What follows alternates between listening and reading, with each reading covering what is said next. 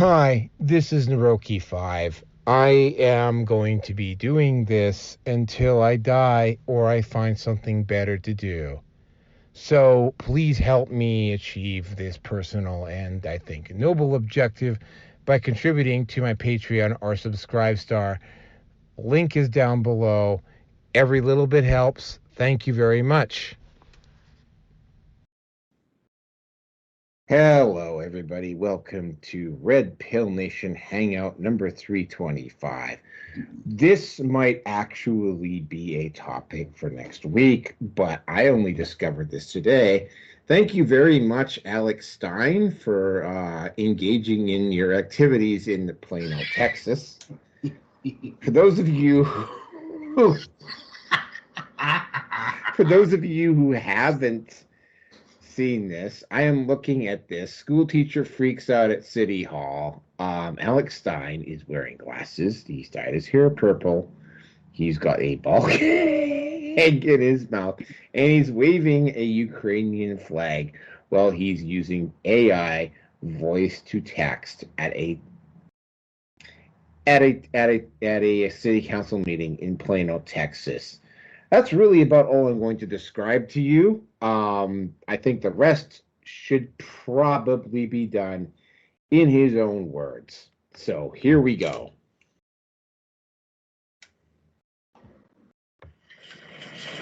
The next speaker is Alexander Stein.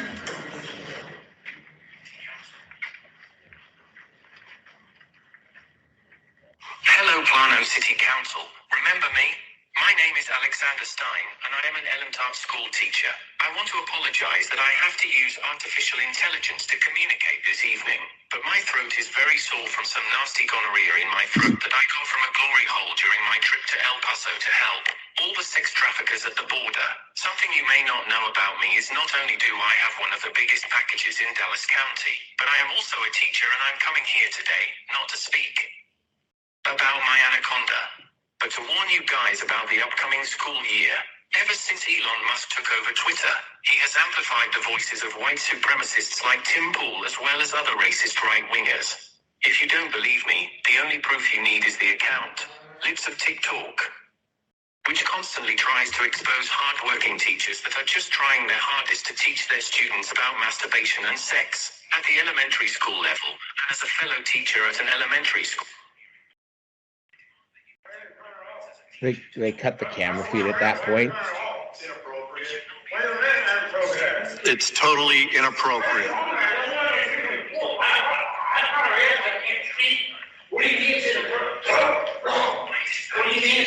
It's inappropriate. Thank you, Mr. Stein.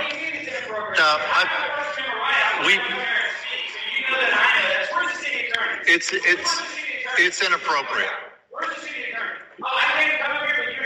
To document kids with pride flags, you're going to let them teach their sexual ideology to young children there. Thank you. But you're going to try to shove me down. Well, I got this feeling. I don't even need your camera angle. I'm just saying you're an idiot. You're limiting free speech because I'm not here actually trying to do something. I'm trying to expose all the pedophilic teachers that are grooming our kids, that are giving kids vasectomies at 14 years old. What about all the gender reassignment surgery? You don't care about that because you like when kids get their penis cut off there. Yeah, you do. Really, why do you get my free speech? I'm not saying what this is going to go to court. I'm going to sue you. You're limiting my free speech. I'm allowed to speak here, and you're limiting my free speech by turning it off. You know what you're doing. Where's the city attorney? Where's the city attorney? Is the city attorney here?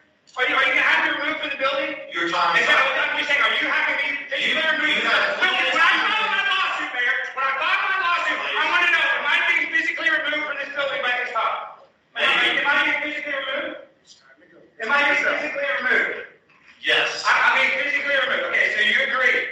I just want this, because I'm going to sue everybody here. You better not touch me, officer. I'm just telling you, you better not touch me. You're trying to intimidate me, and you're limiting my free speech. You got a lot of balls, Marimon, but unlike these teachers that want to cut off kids' balls, I want to keep mine, and I want kids to keep theirs. So listen, I can make a scene. I got this on camera. This is better content, Mayor. No, this is better. No, I didn't get my time. You turn off the camera. You turn off the camera. Just what? Get off of it. He turned off the camera when I'm trying to speak. Why are you guys touching me? Get off me. Get off me. Don't touch me again. I'm not here. You just want to gender reassign all these children. You're a coward, Mayor, and you're a loser. You're afraid of free You know it. We got it all on camera, officer. I go, you guys removing me, so what am I being removed for? Yeah, okay, I don't want to leave. I don't want to leave this meeting. If you're going to be loud like that, then you're disrupting a meeting or procession. Hey, listen, I'm trying to speak, and then they say turn off the camera. I understand that, sir. So how is that legal? If I'm here to do my public duty and speak, why are they allowed to turn off the camera? We have to proceed the meeting, so. Yeah, but I didn't get to speak. I signed up to speak. Why did they turn off my microphone and camera? You still spoke. It's time to... No, I didn't get my 3 minutes. You don't understand how First Amendment... No, I didn't get my 3 minutes. They cut off my thing. You know it, and I know it. Now, listen, you guys, this is a bunch of bull crap.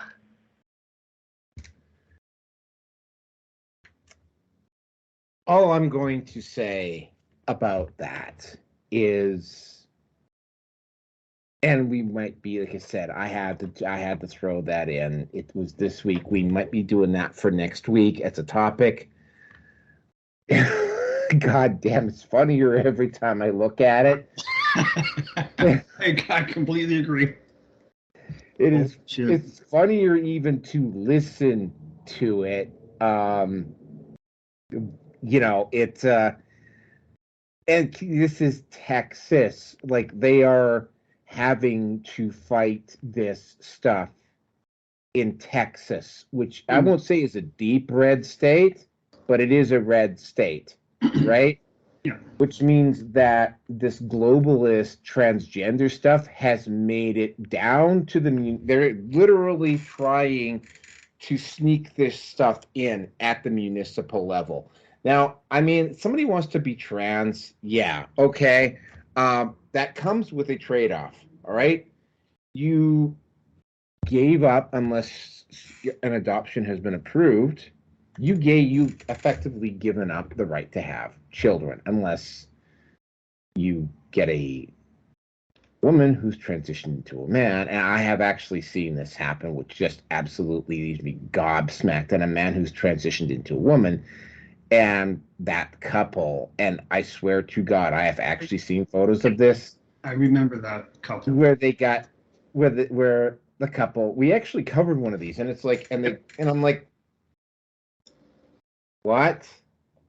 Right? And then of course the mother, who's actually the father, can't fucking breastfeed, and I'm like, zipper tits. I got fucking nothing. I literally got fucking nothing on that one. But I mean, it's like, yeah, this is Texas. This is Plano, Texas, where they've been allowed. And I'm seeing more and more and more of these where, like, I saw one quite recently where there's this pastor, and he literally reads out this book that he found in the public in the high school library, and the school board shut him down and shut off his microphone because it wasn't appropriate, which is exactly what he was aiming for. So it's just and then he looks right back at them and goes, so let me see if I understand this. This is not appropriate in a setting for adults for me to read this, but you're putting this in my kid's high school. Crickets? Yeah. Okay. And yeah, of course, the city that they, I don't have kids. I don't really think there's ever going to be a possibility of me ever having kids because, I mean, I won't say I'm older than dirt, but, the little swimmers just ain't as motile as they used to be. Yep. I'm not saying that it's not physically impossible for me to have kids, but I mean, I don't go around looking for it. I'm not busy looking for the one anymore. And I'm so much fucking happier because I'm not doing that. Right. Yeah. And here's the ironic part. And this is something that some people, when they listen to this, like tradcons, and some people in the red pill dating coach PUA community actually find somewhat hard to believe. Even some guys who are MGTOW find this hard to believe. I'm actually even though and Rusin can probably actually tell me about this. I actually looked much better 20 years ago than I do now, but some reason or another, I'm actually getting more female attention now than I was then. Okay. Like, go fucking figure. Okay. Well, no, it's because you're not giving the women the time of day. Not really. You're not simping all over their ass. You're not looking for their approval. You're different, and they're not getting dumbass. They're not. It's one less dumbass that's fawning over them. So because you're kind of putting up a cold shoulder, you're going to be a challenge for them, and they're. Remember what I said a couple of weeks ago of what women want? Yeah. Leaves in it and whatever else. And I said quite clearly, women don't know what they want because they don't. They want fucking everything and they want nothing at the same time. Well, they thrive off male attention. Yeah, exactly. So women, by and large, default, women are attention whores. Not just whores, but they're attention whores. So, well, no, you won't get any argument from me about that. I mean, that's a consensus. That's a consensus manosphere thing. They thrive off the attention. That's why they will play. And we're really kind of getting off to. You might as well actually even start the show. That's why they thrive off simps, right? Simps give them that unwanted attention is what they get. Okay, if I may make a suggestion, you might as well include this as topic 0. Yeah, well, I mean, yeah, okay, we'll do. I mean, we'll throw that in as Alex Steiner's topic 0. This is. Oh, by the way, this is Red Pill Nation Hangout number 325. Yeah. This is. Ads. This is. Yeah. All right. I am on. Well, I mean, unfortunately, I don't have purple hair, nor do I have the Alex Stein ball gag. Hey, how many sex shops are up in Edmonton? There's enough. You can. There's one. There's actually one about a block away from where I live. Don't ask me how I know that. I have to. Whenever I walk down to the neighborhood I live in, I have to walk past it every day.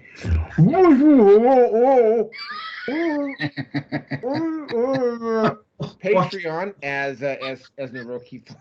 I am a subscribe star as the Red Pill Nation. God damn it, man. Oh, fuck. V, why are you not V? Vinny Woods. Well, whatever. Kelso, Henrik, why are you guys not fucking here tonight, man? All I'm gonna say is don't walk out with that. Don't walk out. Walk out with a ball gag if you will, but be careful how you walk. That's all I'm going to say. No, there's a guy. I see him driving down the street. He's like, Russia is a terrorist state and whatever. Maybe I should dye my hair purple one day and walk it and step out in front of him just to see how he would react. You douchebag. Here at Red Pill Nation Hangout, we have no fucking standards, and we're proud of it. What standards? What the hell are those, man? I am at. Well, actually, I posted stuff up at YouTube because it makes it easier to share at various sites. The good news, folks, is that all of my back content is actually up currently at MGTOW TV, Rumble, and BitChute. It was up at Odyssey, but for some strange reason, the formatting didn't work, so I'm going to be finishing that off either tonight before I go to bed or tomorrow morning, after I conduct my job search, naturally. I'm also at Facebook, MeWe, Minds, Gab, Getter, TLB Talks. Not at Reddit anymore, apparently. There's too many snowflakes on, and I got completely booted off Reddit. But I'm in a lot of different places. The other good news here, folks, is that you will start seeing runs from me, not me running to the bathroom, me doing posting runs here. some point in the next week or two, I'm going to start doing that again. It will be probably start with the Vinny Eastwood interview and go on from there. You will also start seeing me posting up some of my shorter content on all of the said channels as well. Yep, good on Alex Stein. Alex Stein just owns that council in Plano, Texas. This is going to get worse. My personal view on this is that, I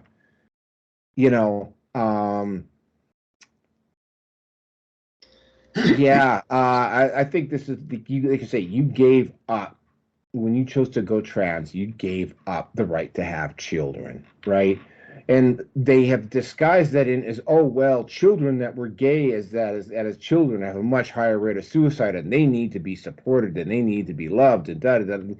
Amazing how it all just comes down to children. That is fundamentally on the basis of it true. That still does not give you the right to go in and teach a 5-year-old about anal fucking sex. Only because someone within all of that crowd wants to do that to the kid. Now, whether that's on the school board, in the school, or wherever.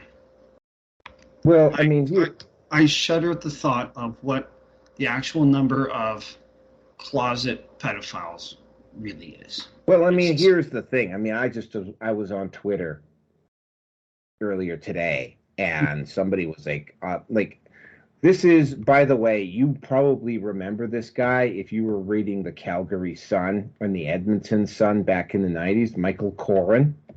No. Okay, Michael Corrin was in the op-ed, was in the opinion page. He was a screaming fucking ass right-winger.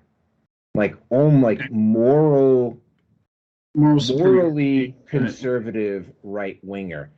He did an op-ed in the Washington Post, I believe it was in last week or this week, where he was like literally the obsession that the quote-unquote right-wing has about pedophilia is kind of dangerous. And you know what, man, since, like, to the people on the left that are listening to this, what part about not wanting adults to fuck children is politically fucking specific? I mean, again, I don't have kids.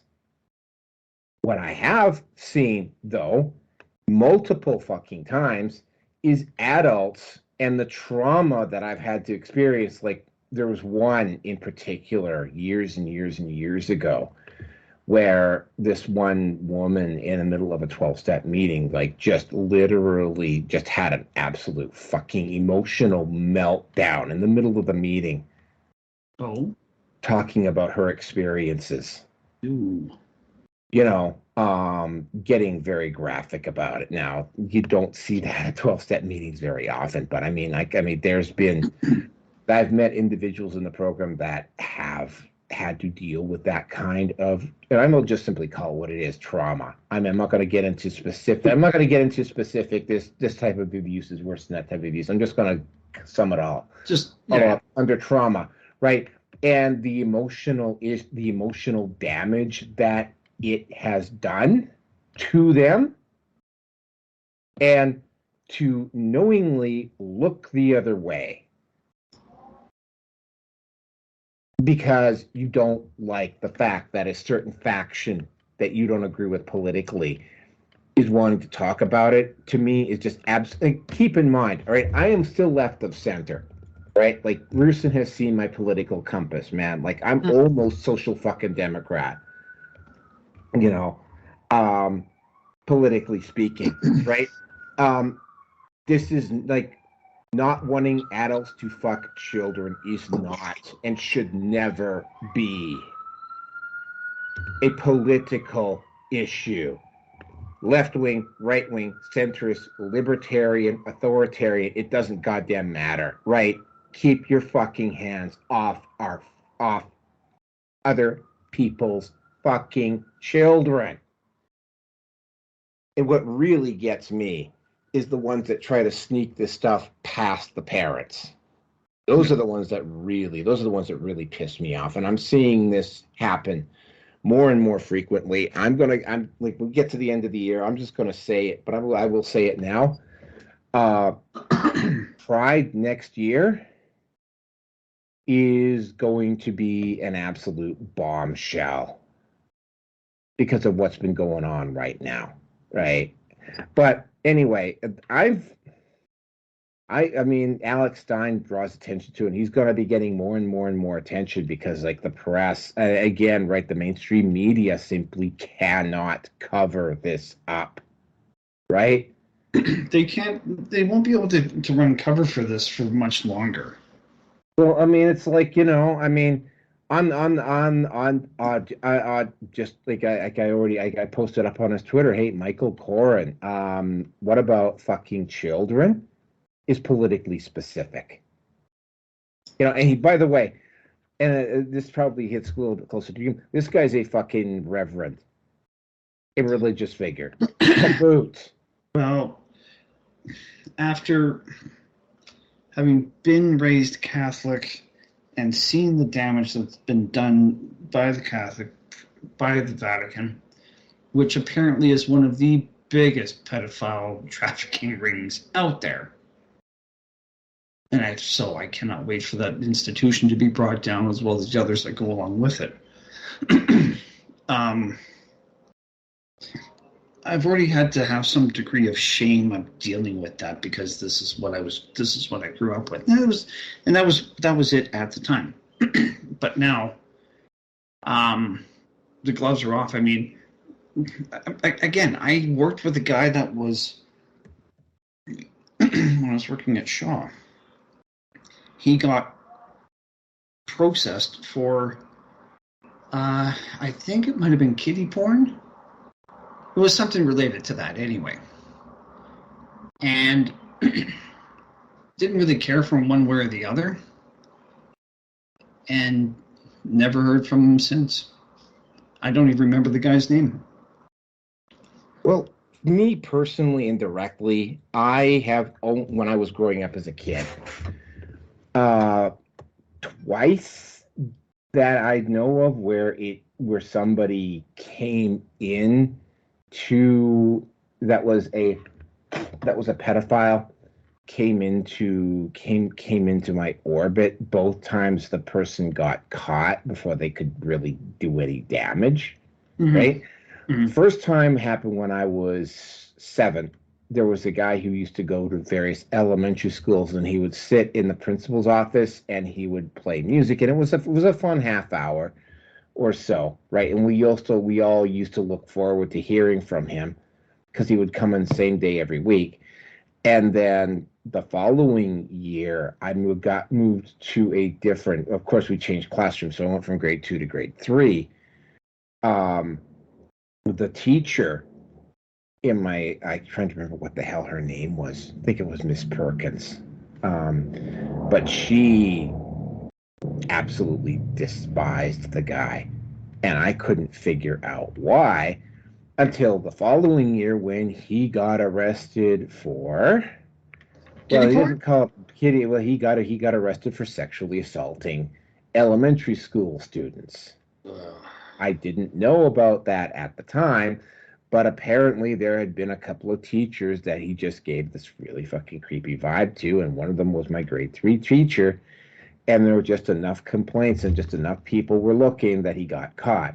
Now, the second time that I know of that an individual did this was at this one summer camp, and this guy got a lot closer to me, although apparently he liked the girls more. I think he liked the girls, but he actually kind of sort of took an interest in me, but he wasn't like interested in me that way. Yeah. But all of a sudden, 3 days in, he just disappeared. But here was the thing. He didn't disappear. What happened was that he was basically being held in none of the counselors wanted to say anything, and it was like I was only 8 or 9 at the time, so I didn't know what the hell happened. So I found out who it was that he was doing it to. So I went over and asked her, and then she just got all traumatized, and I couldn't figure out what the fuck it was that had happened. Like, and I asked the other girls there, well, what happened? What did he do? And then she explained it to me, and I mean, I was only 9 at the time, so I thought, well, why the fuck would somebody want to do something like that? Now I get it. Yeah. The RCMP came by, picked him up, and it took him out of camp. Now, there's been a couple of guys that would fall into that category since then. And here's the issue about it. The ones that I have encountered as an adult, they've all had, both of them have had really creepy, toxic fucking personalities. And when you confront them on their behavior, right, they will get dangerous. Yeah. You know, Depends. so it's yeah, they will get dangerous, they will get fucking hostile, they will do, and it's anything other than actually dealing with the actual issue itself. And a lot of them think, I mean, here's the thing, right? There are people who do fall into this category that do recognize that what they're doing is wrong and are attempting to get treatment for it. You know, those are the exceptions to the rule, right? But I mean, like the ones that won't get treatment for it, and here's the thing, just like with people who are active alcoholics and whatever, they fucking know it's wrong, but they will continue to fucking do it anyway. Yeah. Until there's actual consequences, right? So yeah, you know, it's almost like dealing with an addict. It's like fucking treatment or prison, asshole. Treatment, prison, or you see that fucking crowd of angry parents over there, right? I'm going to fucking hold a gun to you, and I'm going to fucking take you over to them, and I will let them be your judge and jury. Oh, just wait. It may get to that. It just might. You know, because I mean, again, I don't have kids. Yep.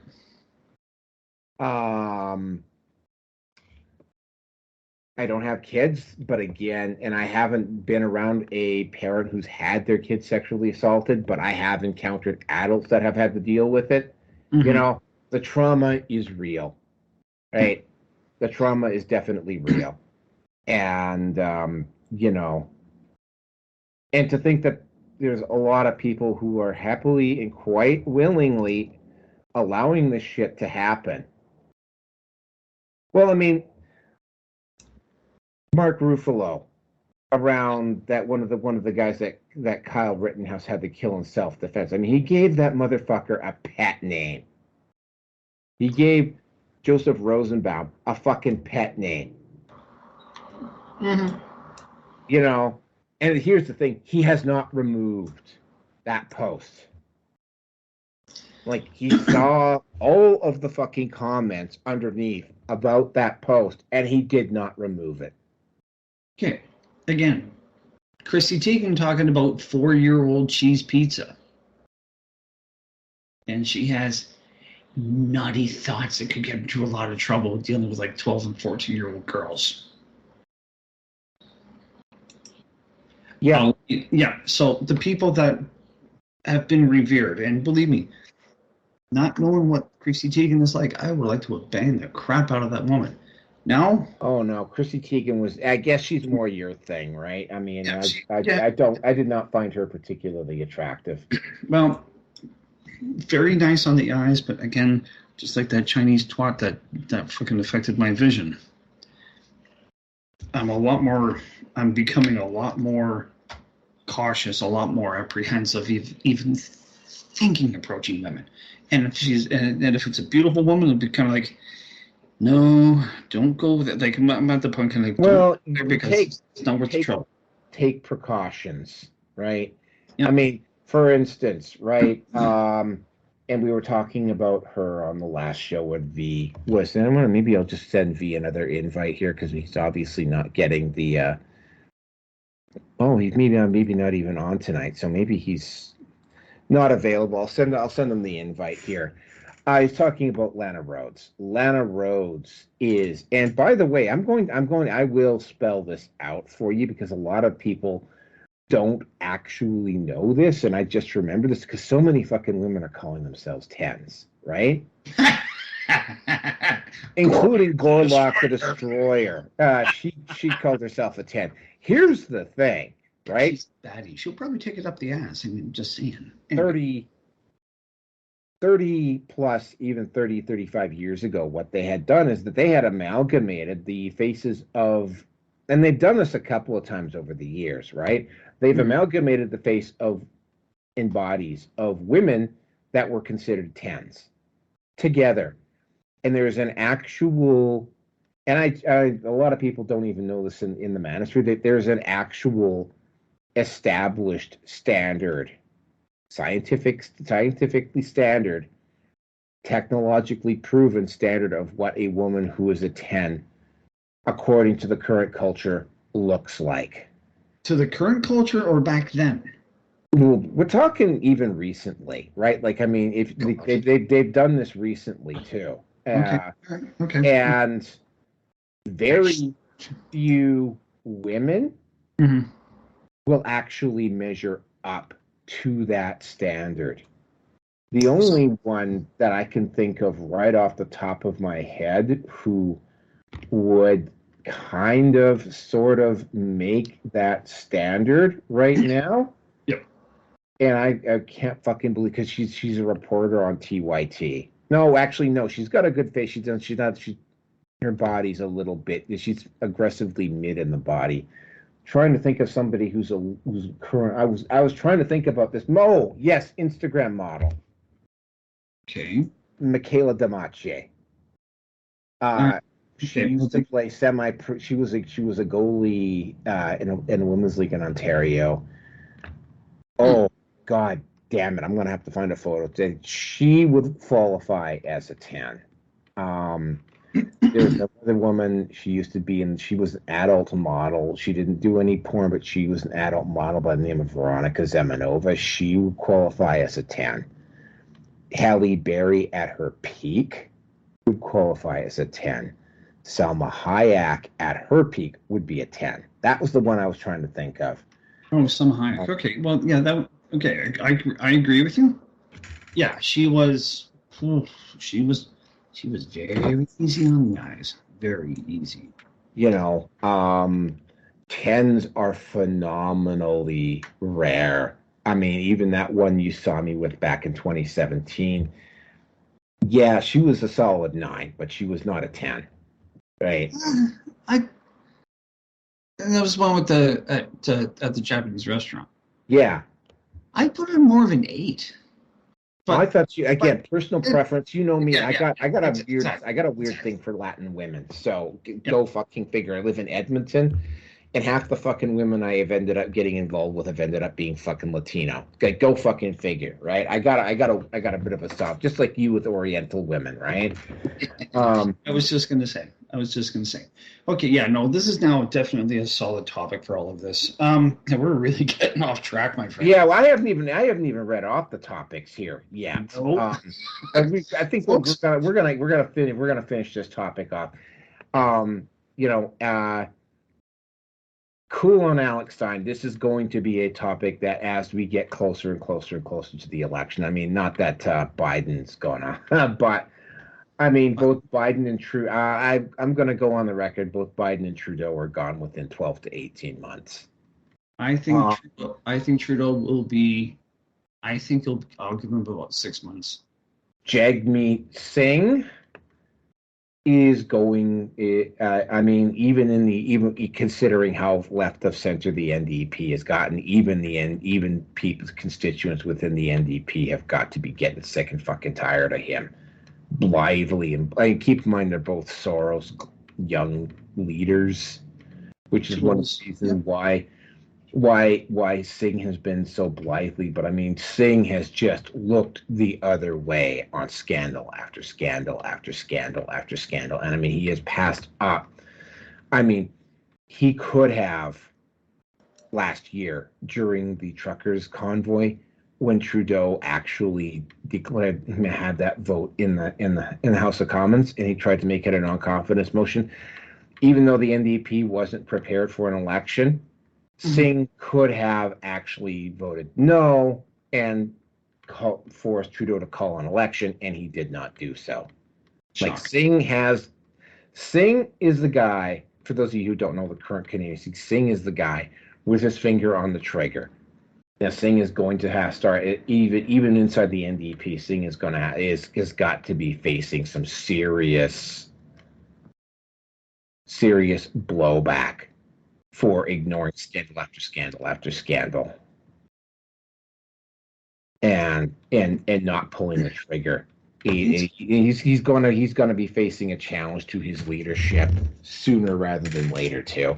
Anyway, you know what? So what are the topics? We kind of went on with this one for a while, but then the Alex Stein thing was just too good to pass up tonight. Topic number 1: coordinated attack against Rollo Tomassi by Lauren Southern, Britany, Venti, and Destiny. Topic number 2: Andy No loses lawsuit against Antifa after the defense lawyer threatened the jurors. Topic number 3, the one that you wanted to talk about so badly, and the one I'm probably going to be talking about quite a bit too. Best Buy caught excluding whites from management training program. That one gets even better. Topic number 4. I was gonna do the 4th Trump indictment, but Trump has been indicted so goddamn often now that it's sort of like is almost like an indictment of the week thing going on here. But topic number 4: Instagram Threads has collapsed, and yeah, it has collapsed. Topic number 5: Candace Owens exposes black race. Oddly enough, we're getting into the school thing again. Candace Owens exposes black racist Claire Kyle, otherwise known as Danielle Allen, who is an elementary school teacher. Topic number 1. Oh, and in Texas, too, by the way.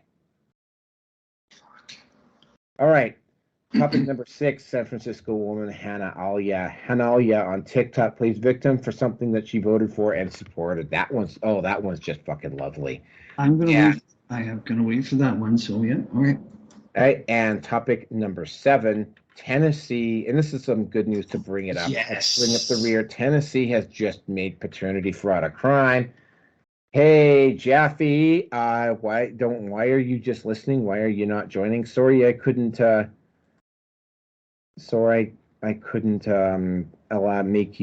you join last week, but I will throw you an invite now so that we can maybe get you in. All right, so those are the topics tonight, and the first one we got to go into, and this is wow. This is supposed to be a short show tonight, but this might go on for a while. Oh boy. Okay. Well, back at 314, what ended up happening is that show 314.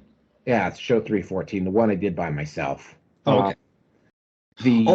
Yeah. That show was famous for. Hold on a second, I got to get some water in me. All right, I'll fill in a little bit here. I believe that if my memory serves me correctly, I was having one of those days my brother was going to be down, and that was when Lauren Southern had her come to Jesus moment and announced stuff. It sat down and basically fessed up about everything, but what had actually happened was that her ex had contacted Rollo Tomassi, and Rollo Tomassi had, like, stuff was starting to, as I'm starting to discover, and I'm discovering this myself, much like the Hollywood community, the podcaster community, there's almost like this internal network of people in the podcaster community, and I'm actually finding out about this as I go along, right? Yeah. I am, if I wanted to get even, say, the attention of, say, Charlie Robinson, or even, say, Joe Rogan, right, as a podcaster, right, I would have a much, much easier time of doing it, and I know the channels that I would be able to go through to get there, right? Same thing with guys like Steven Crowder or Ben Shapiro or any of those anybody in the alt media, right? Like I'm only just a step removed from being able to contact any of those people if I chose to, right? Like especially in the manosphere, like everybody knows has at least heard of most of the other people in the manosphere. So so what in or the people who are critics of it. So what ended up happening is that Destiny went on. I can't remember because Rollo, like the show that I sent you, which you're going to have to look at as soon as at some point next week. Mhm. There'd been some rumor that Laura, because apparently again, and this is something that I talked about in 314. And this is kind of what I had suspected about Lauren Southern, that when she got her name, ironically enough, the thing that put her on the map was when she came up here to Edmonton in 2015 to cover the Slut Walk. And what she was famous for was teaming up with Milo Yiannopoulos and going to various slut walks all over North America and covering them and exposing the hypocrisy that was going on at these slut walks. That's what she was famous for. Okay. She got her kickstart via the manosphere. Now, and all of a sudden she seems to have totally forgotten about the manosphere. But anyway, Rollo revealed some potential. I mean, Rollo tends to get a little bit too much into the drama marketing, and I think this is just my personal opinion about him. This is my picky point about Rollo, is that he tends to get a little bit too much into the fucking drama marketing, right? So he's got his contacts, and one of his contacts had Destiny on, and this guy just flat out asked Destiny if he had slept with Lauren. And he said, well, yeah, you saw the wedding. I think someone mentioned about the wedding ring on her finger and whatever. And this was apparently stuff. Hold on. This is stuff that was about to come out. That's when Lauren Southern had her come to fucking Jesus moment. This wasn't a Lauren suddenly developed a conscience and she needed to come clean about it. Like the truth of the matter is that she was about to have her cover blown, right? And of course she engaged in, and this is what I talked about at 314. She was engaging in all of the stuff that she knew about, like parental alienation and all of that, all of the issues around that. Like she was engaged in that, even though she had been involved with men in the manosphere and had personally and directly met victims of parental alienation and the effect that it had on them. And she's going ahead and she's doing it anyway. That's what I was talking about in 314, where I was also covering Cuck or Cry Alone or Hunter Avalone. But that was that issue. And around about the same time, somebody sent a few weeks later, somebody sent Rollo what looked like legitimate medical records. Now, Rollo had, and I know what his real name is. His real name I'm not going to say it out of respect for the guy. It's not that I'm afraid of the guy, but I mean, I know what his real name is, just like you know what my real name is. And vice versa. Yeah. Yeah. So Rollo knew better than to publish private medical records, even if they looked legit, right? And he did ask around to see if they looked legit. There were individuals pushing really, really hard on him to publish these records, like really, like coordinated. Like they would be following him around when he went on other podcasts and would be putting pressure on him. Rollo, of course, knowing what would happen to him if he put private medical records on the air, on his show, chose not to do it. So along comes Britany Venti. Now, Britany Venti is rapidly becoming one of my. Well, here's the thing: Britany Venti, and this is an issue inside the manosphere that really pisses me off. It's the one blow job away fucking MGTOWs, right? Like the moment they get any kind of tail, they all of a sudden forget that they were MGTOW and just basically go running back to the plantation. Well, there was a guy who was a manosphere content creator. Actually, he was a MGTOW content creator called Think Before You Sleep, right?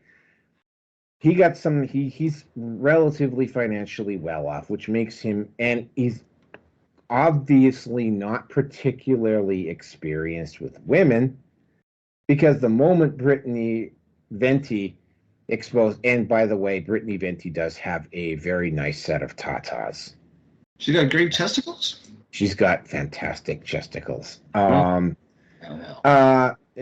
Think Before You Sleep just completely forgot where he fucking came from and everything that he had fucking done, everything he'd posted up at his thing, and he just like completely fucking like he basically sold the fucking farm. I'm just gonna say it. Yeah. Think Before You Sleep. Yeah, you fucking sold out the farm. You one blow job away, epic hypocritical fucking simp. Sorry, I can't stand guys like that. Like, well, I was going right? to say, so he's fairly well off. So financially, he's well off. Yeah. Okay, but he's not very experienced with women, right? Okay, so all right, so he will end up as a beta buck is what he'll be. Yeah, and it's like, yeah, and he just completely fucking sold out, right? Like, that's the same thing that happened with Hunter Avalone, by the way. And all of a sudden, it's like, oh, well, I regret all my content. And I'm like, oh, for fuck's sakes. Like, Jesus fucking Christ. Like, I can't even take you seriously anymore, right? Well, I'm actually probably going to have to do a specific response to him. To fucking simp before you fucking sleep for selling out as completely as he did the moment he fucking gets tail. Like, completely forgets everything that he's learned. Oh well. Anyway, sorry. No, it's fine. I mean, it's probably potentially because, and I will freely admit this, right? That's a big fucking fear of mine, which is the reason why, by the way, that I am pushed so hard and stayed so fucking dedicated to this show and the content that I'm making. My aim, and I'm going to say it loudly and clearly here. My aim is, obviously it's going to have to be a little bit more, because Think Before You Sleep has caused me to have to reevaluate, is to get to the point where if some woman actually does drop into my life, right? Like, I won't be able to just drop this facet or completely change this facet of my life without significantly, and I can't believe I'm actually saying this, but I mean, this is almost like a business, my fucking brand. Mm-hmm. Like knowingly and willfully damaging my brand because I ended up now I'm banging some fucking pretty tard, right? So there's that. So, and then apparently there's also a guy from Nerdrotic who may have known about what Destiny and Britany Venti and Lauren Southern were doing. So that was Destiny and Lauren Southern. Also along the way, Destiny actually was also putting pressure. Oh, I bet you $10,000 you can't prove that I actually had a kid with Lauren Southern. And like Rollo's like, oh, I can't prove anything, right? I'm just passing along stuff that's falling my way. So along comes Britany Venti. She decides that she's going to get in on the act. So posing as someone else. Oh, God. All right. She, and by the way, that's what that video is about. Like, Rollo Tomassi in that particular video, and it's Rollo Tomassi AMA. Here are the facts. Rollo Tomassi in that video, and I'm absolutely gobsmacked that people were commenting, and it was really obvious, because if you listen to the video, Rollo reads out what Britany Venti sent him verbatim. verbatim, meaning word for word. Mm-hmm. Rollo Tomassi goes through what his reaction is, what other reaction is. It gets to the point where Britany Venti literally, and this is the part where they took something that he said out of context, because at one point somebody said, well, I can send you nudes of Britany Venti when she was 17. And Rollo Tomassi went and said, no, I'm not interested, but that might make some good blackmail material. Just kind of like an offhand comment, but they twisted it right all out of proportion to what he was actually saying, right? Shocker. Okay. Yeah, okay. But he actually talked about it sort of like I won't call it an offhand comment, but an isolated comment where he talks about saying that he got offered nudes, but he never said that he accepted them. So this last week, what ended up happening is Destiny, Laura Southern, and Britany, basically, Rollo did not take the bait on any of this. From where I'm sitting, he didn't take the bait on any of this. Yep. But Britany Venti, Lauren Southern, and Destiny just went ahead, blew this stuff up on Twitter, and said that he had, and just kind of let the debris fall wherever it fell, right? And that's the reason why Rollo had to do the response video that he did, right? Yeah. No, in the response video, once you actually looked at the video and you looked at some of the comments underneath, it is very clear that most of these people did not even watch the video. Yeah, of course, he's blocked comments on it because he was just getting too many trolls. Mm-hmm. And I was pretty active in the responses there because, I mean, I was like looking down at his comments and I could see that there were multiple. It's when you've done, and you will find out when you start doing your podcast here, Rearson, you'll notice this too. You'll get people who will be commenting on your stuff and it will become very obvious to you that they had not even bothered to watch the video. Well, okay, now we're all guilty of that, so I will at least put that out there right now. So ultimately, this was, and here's the thing, Britany Venti doxed Rollo's wife, doxed Rollo's daughter. Oh my God. Okay. Yeah. That's like, I mean, the moment Rollo Tomassi revealed that Britany Venti went stock fucking silent. Well, okay. All right, keep going.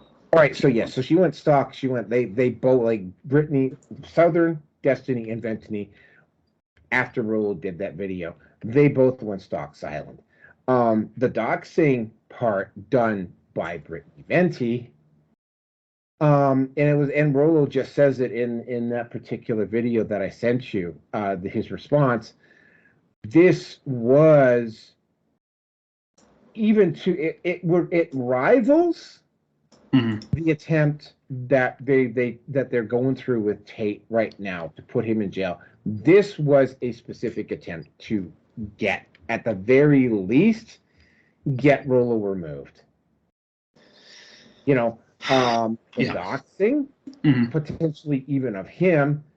And here's the part that really gets me, because I mean, like, Jeremy Hembling from the fucking Quartering damn well fucking knows, because he's been doxed multiple goddamn times, right? He knows that people can potentially get killed because of doxing.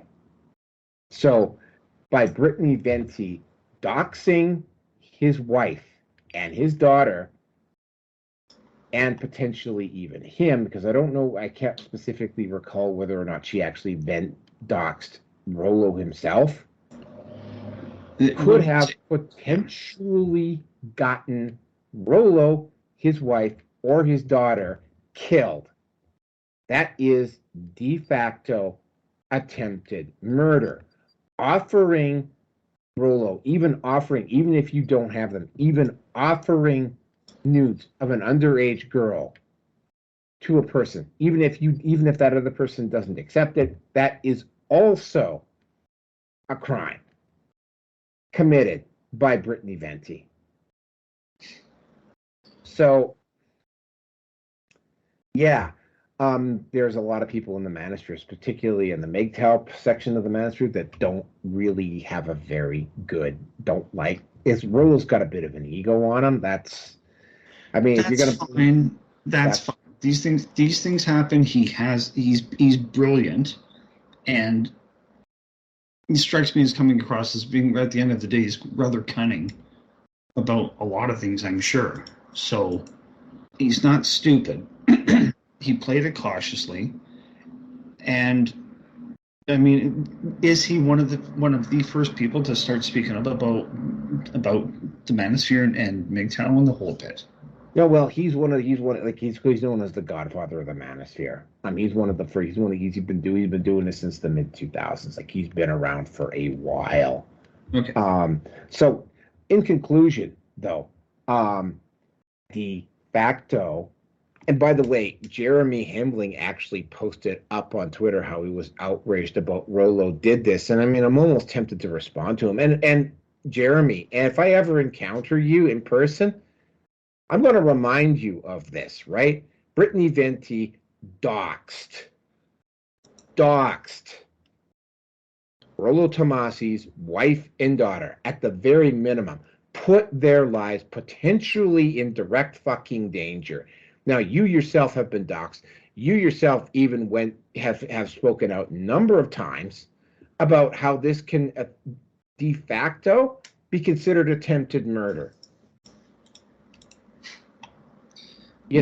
Maybe he is a blowjob away. Well, not Jeremy Hambling. Jeremy Hambling's been married for years. Think before you sleep, though. But yeah, very disturbing behavior. If you're a member of the manosphere, and this is gonna be my take forward. I am not. What little I had some respect for, because Lawrence Southern actually did that expose on the residential school in Kamloops where she revealed that the bodies had not been autopsied. So I have to kind of give her a little bow of respect for doing that. But the fact of the matter is that both her, Britany Venti, and Destiny were engaged in what effectively amounted to an attempted hit job on Rollo Tomassi, right? And you're probably going to see, I have to imagine, Fresh and Fit, some of the other Terrence Pop, Sandman. Oh well, Hammerhand has had his channel taken down multiple times. He actually did have to deal with the FBI at some point. Undead Chronic has had to deal with the FBI at one point as well. I fully expect at some point that the RCMP might end up knocking on my door one day, which, by the way, is why I have literally all of my stuff saved and packed up. Because it's sort of this is, like I said, this is the manosphere is about to go through a change. What's happening with the manosphere, and we will get, as we get down to topic number 7, I will get more into this. What's happening with the manosphere is that the manosphere has reached the point where it's starting to become culturally viable.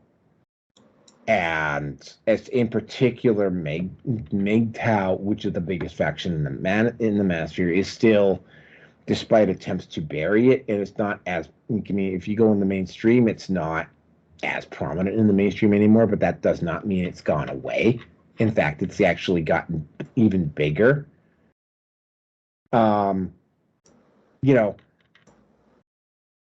the manosphere is going to have to go under sustained attack, because I can tell you right now, if the rumors that I'm hearing out there are true, where they're actually trying to gear up for a world war in 2027, I can tell you that the vast majority of the guys in the manosphere are not going to go and fight for a government. And the Barbie movie even brings that out, even makes even more of a point of that treats masculinity and males like they're fucking defective and that masculinity is diseased. Now, I have gone on long enough here. I kind of expected I was going to go on for a while on this one. So yeah, Rearson, it's your kick at the can here. Okay. So, okay. The couple of videos that I did see or watched part of, God, there was one guy, British, might have been Scottish, Irish, I can't fucking remember the guy's name. No, I think he sounded Aussie, actually. Anyway, really irritating, and I just went, okay, you're not getting my attention in the next, okay, you've got about 2 minutes to get my attention, and you're not doing it. And he had a big beef about Tomassi as well, too, so likely Godfather or I don't know what his beef with him is, don't care. I was actually looking at Gavin McInnes, but he expressed his ignorance about, basically, I think it was about what McTow's about. He didn't really look into too much about all of this, but he and Lauren Southern were co-workers because they were both with Rebel News at the time. So I got a feeling he might have played a little bit more softball towards Lauren. I don't know. And after that, I just went, I don't have the fucking time to look into this. But I got thinking. And Shakespeare said it best, my friend. He said it best. Hell hath no fury like that of a woman scorned.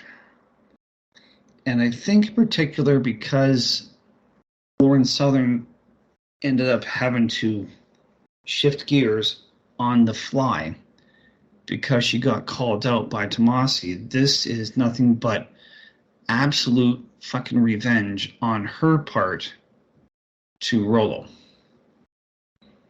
Call me crazy, but I think that this is the nicest way that I can say this. Now, I will fully admit when I saw her on Rebel News, I'm like, oh my God, that is, for a white woman, my God. But looking at her then with my more critical eye, and I have to say that maybe it's just my overall mentality, the phase that I'm going through, my lack of overall trust towards females, innate lack of trust, actually, truth be told. But like I look at her now, I was like, oh, so she's popped out a kid and she still has the same colored hair. Well, and enough of the time there were the black roots or dark roots in her hair. I'm like, oh, okay, so she's a fake blonde. Granted, yes, blonde women will get more attention overall most of the time. But I mean, showing how fake that she was. And again, at the end of the day, Lauren Southern ended up being a woman. We talked about this before, and you mentioned it with trad wives. The overall trend for a trad wife basically will be now is like, oh, I can't find a good man, so I guess I have to play and I'm going to be Jesus. I'm going to be the little submissive, cooking, cleaning, cock-sucking wife that most men want, which is what we do want. But she got exposed for her hypocrisy, that she should have known better, but I don't know what goes through the mind of a fucking woman, and I don't want to know. If I did know, hey, Naroki, can you come over for a little while? We can have some fun, that sort of thing. I mean, that's the only way that I'm going to be able to understand a woman is if I am fucking full-on flaming gay. But that's not going to happen. So, and as you had mentioned, Tomassi had the interview with Southern's ex, exposed her for everything that she was doing, and no doubt the bitch did not like it, didn't take it very well. And she was plotting all of this out. So I won't be the least bit surprised. Pure speculation on my part, but I'm probably not wrong. So she would have reached out ultimately to Destiny and the one with the chesticles. Don't know her name. You don't have to tell me. I don't fucking care. I don't know the woman's name. Venti. Anyway, whatever. So she had her image tarnished. Her name was trash. She was thrown into the can or the garbage. At the very least, people were going to start to question her integrity, her character. What is she really out there for? And if I remember correctly, we talked about this with Niles, and Niles didn't have anything good to say about Stein at the time. I think he called her an opportunist as well, too. Am I not mistaken, Rocky? Yeah, Britany Venti chose to jump in because she saw an opening. She saw an opening, so yeah.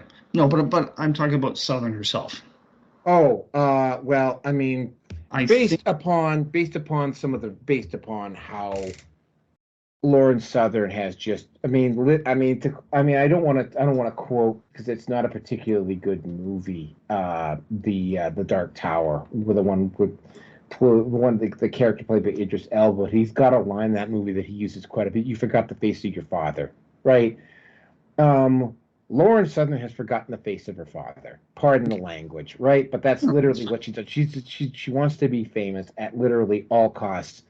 Okay. Even if it means alienating the father from her kid, even if it means destroying what was apparently a reasonably secure marriage, even if it means allegedly sleeping with Tim Pool, sleeping with Destiny, potentially even basically, man,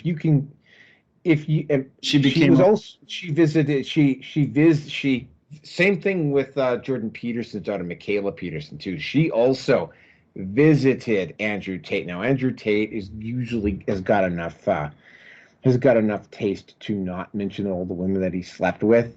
Mm-hmm. But given probably even more so than Michaela Peterson, would Lauren Southern sleep with Andrew Tate if she suspected that Andrew Tate would be able to move her career forward? Yeah, absolutely, she would. Right? Well, yeah, and correct me if I'm wrong, but I mean, we did agree at the time with Niles. I think it came down to was between women like Candace Owens and Lauren Southern. They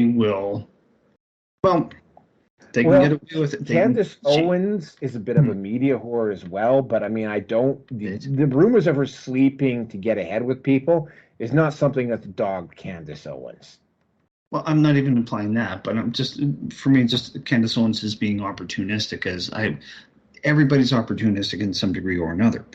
But I think Niles he called Lauren Southern a grifter, if I remember right. I think he did. Oh, grifter's a good fit for her.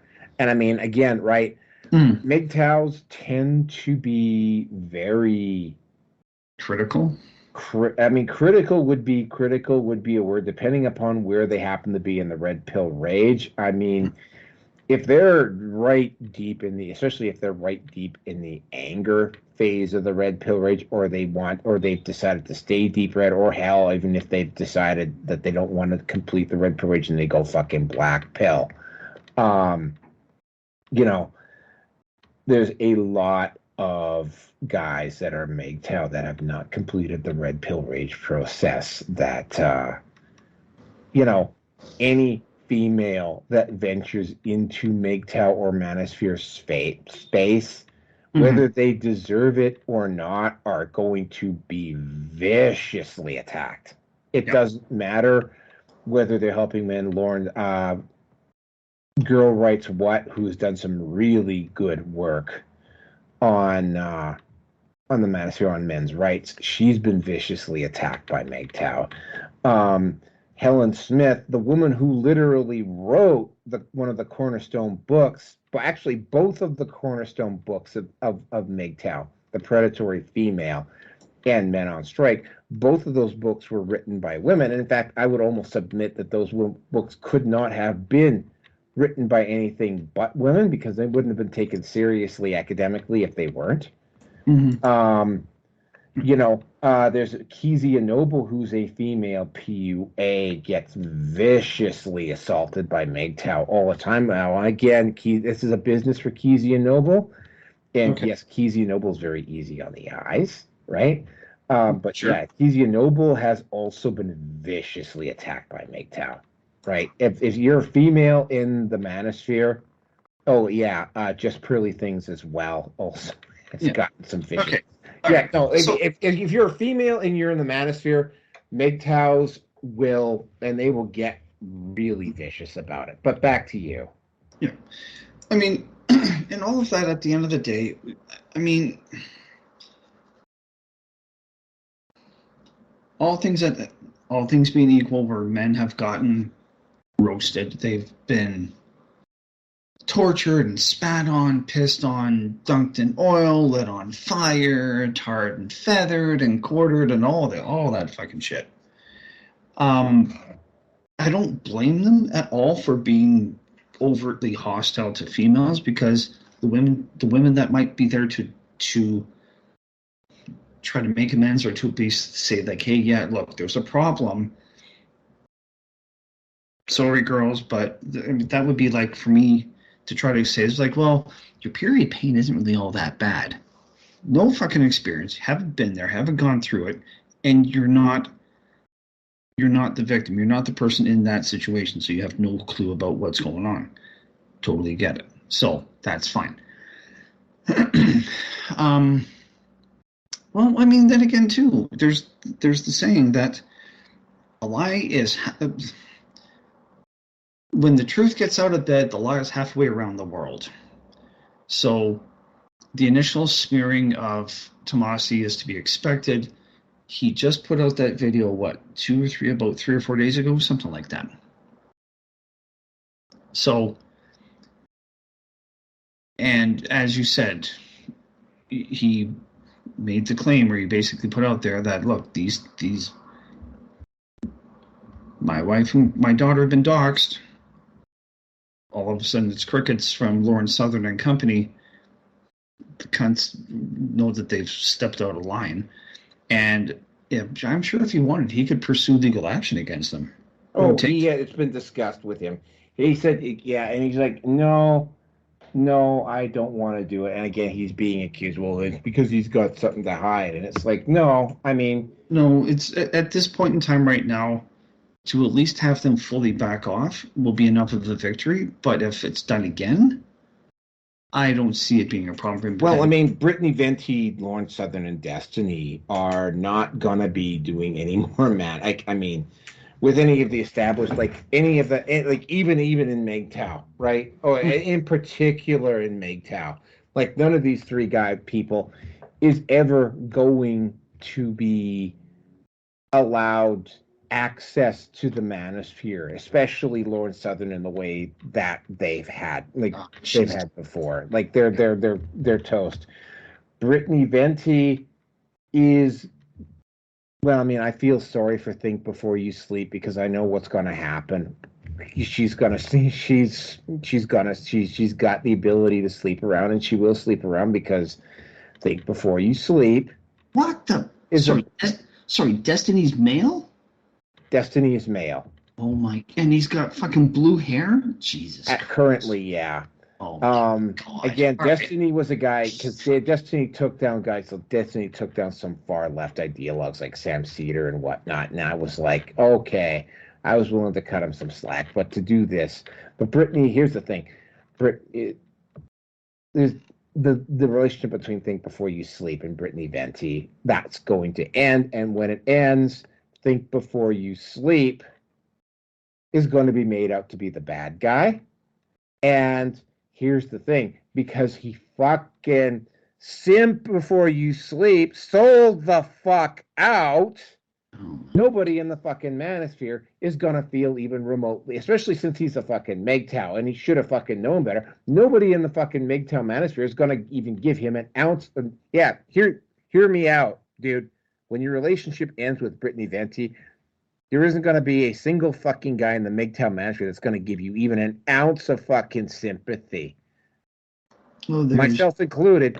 And I'll tell you why. And I do hope that somebody fucking shares this with you, simp, before you sleep, right? It's because you fucking sold out for pussy, you goddamn fucking beta cuck. Sorry, the guy. Yeah, no, that's fine. Oh. That's fine. No, I get it. I haven't gone through the red pill rage. I don't think I ever will. Well, you have gone through it. You just haven't gone through it to get to MGTOW like I have. The process is different. Is the same and different for everybody. Yeah. Okay. Well, at the end of the day, Destiny is he's living on borrowed time, and at some point, if he hasn't tripped up over this, he'll do it again.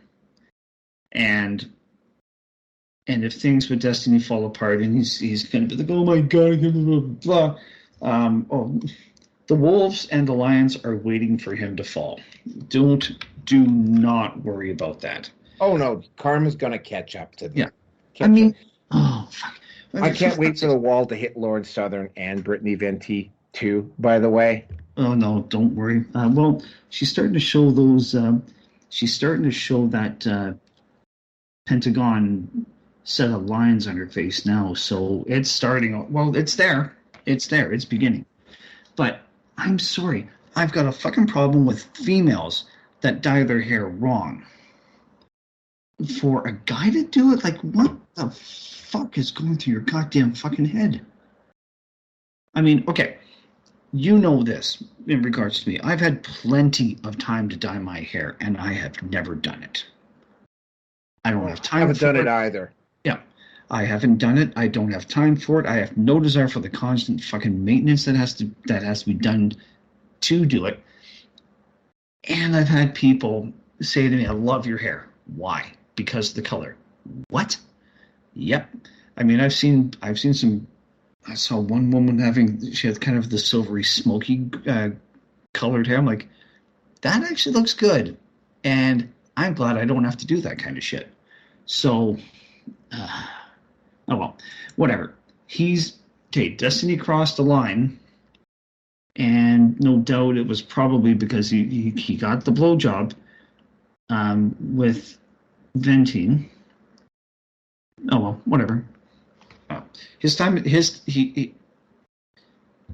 will be but he'll be a shadow of his former self at best, and people like you are waiting to pounce on him. So you reap what you sow, buddy. You reap what you sow. Oh well, whatever. Let them have their fun, and yeah. I wouldn't be the least bit surprised if there was a threesome between the three of them anyway, but we'll leave that alone. Whatever.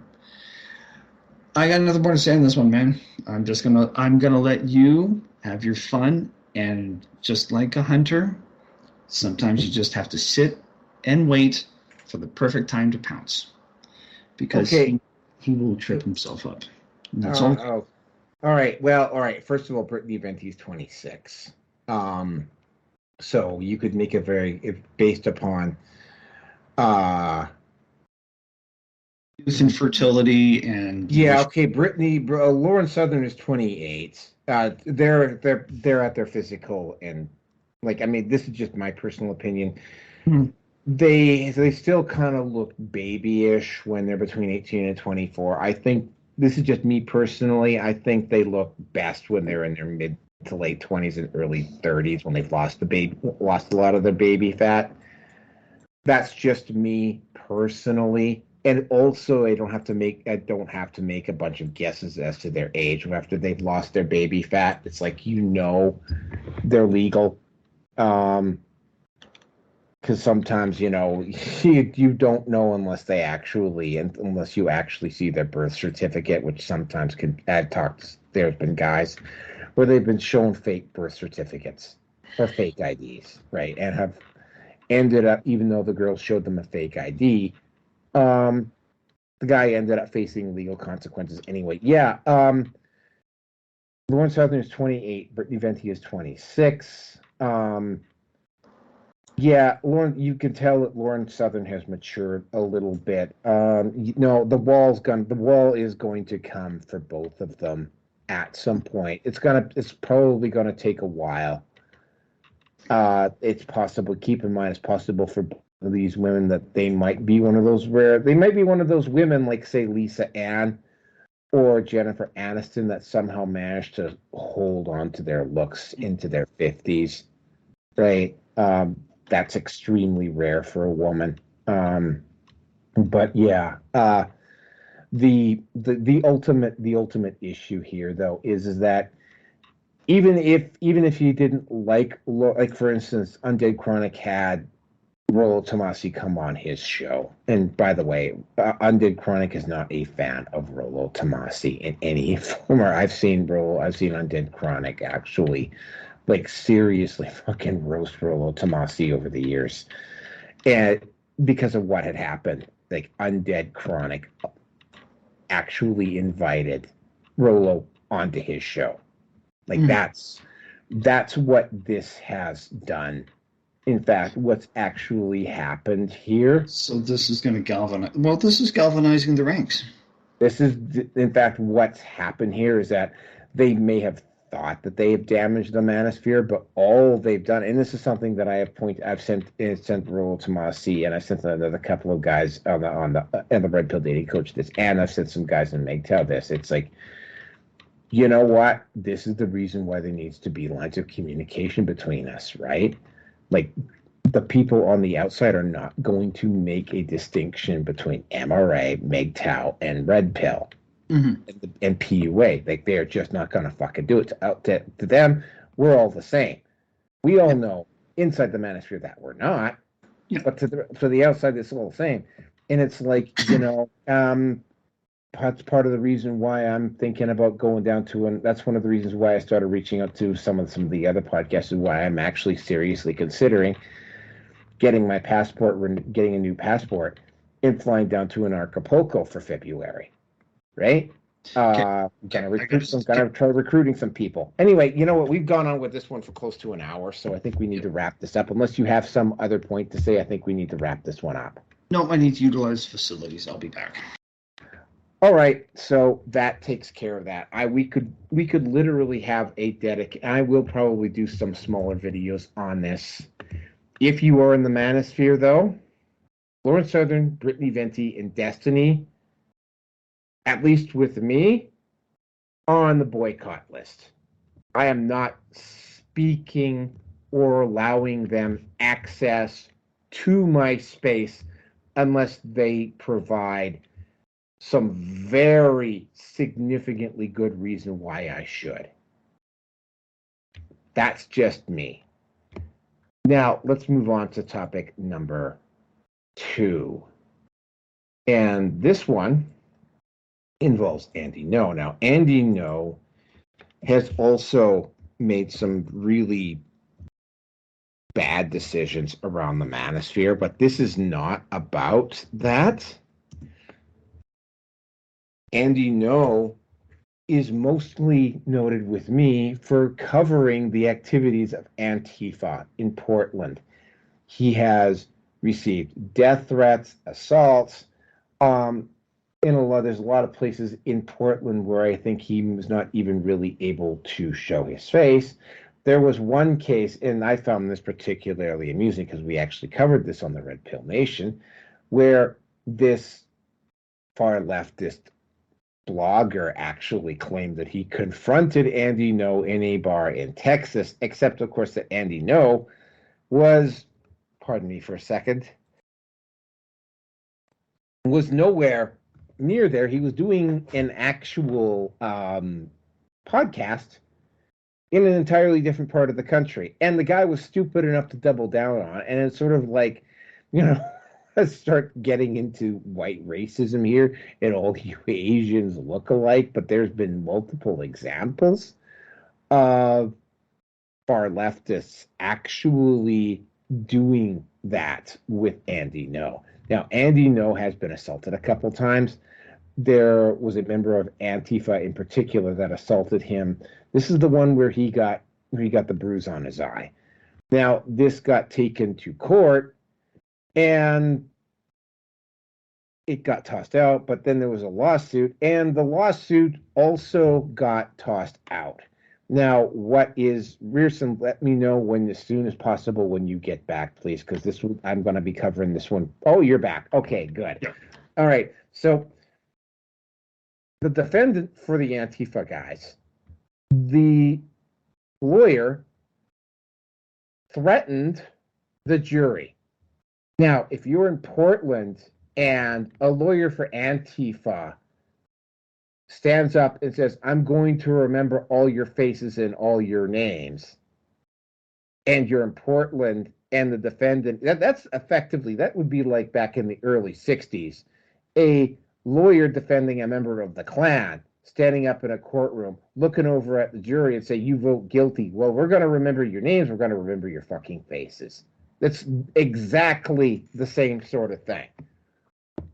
Obviously, it's an appeal. It's appeal grounds.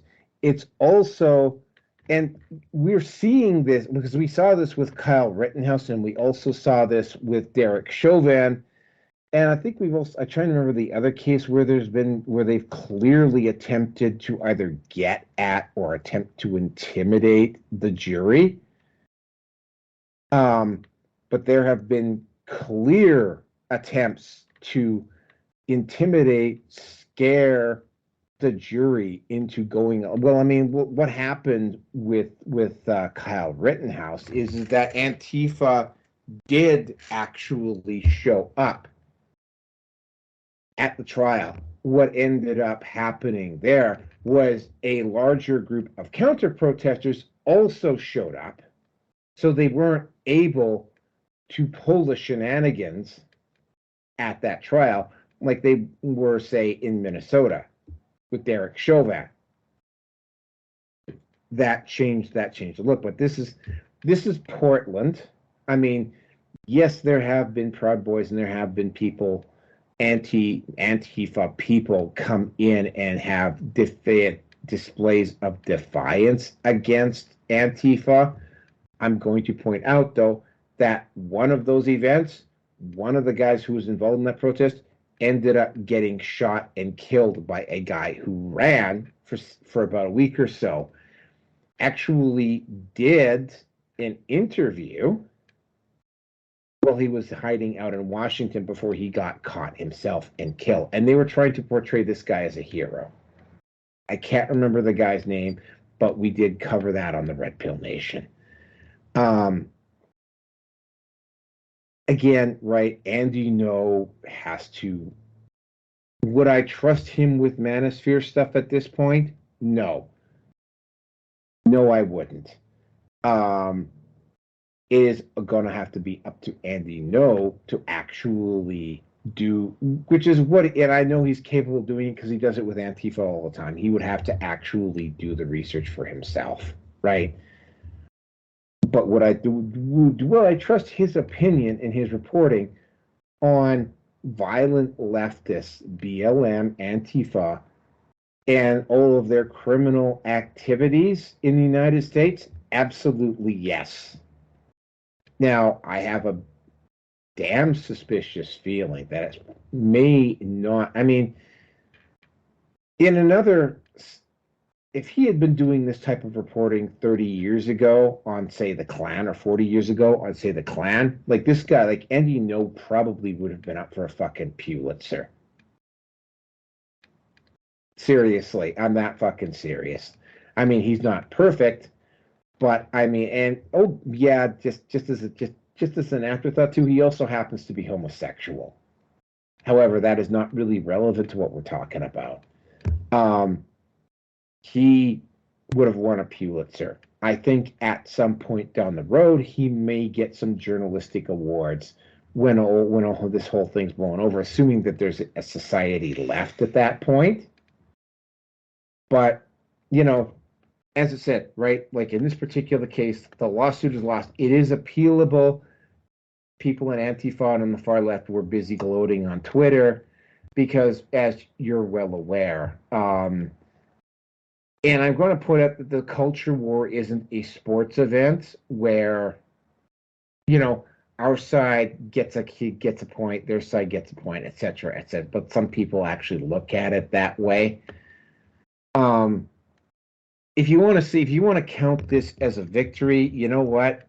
Be my guest. I understand that leftists are really desperate for any type of victory. But I mean, if you want to count this as a victory, this would just be a base run, right? Like you got to first base. I mean, it's the decision is appealable, and I can virtually guarantee you, right, that they're going to be ready if the lawyer on the Antifa side attempts to intimidate the jury the second time around. And I'm just going to throw in this as well.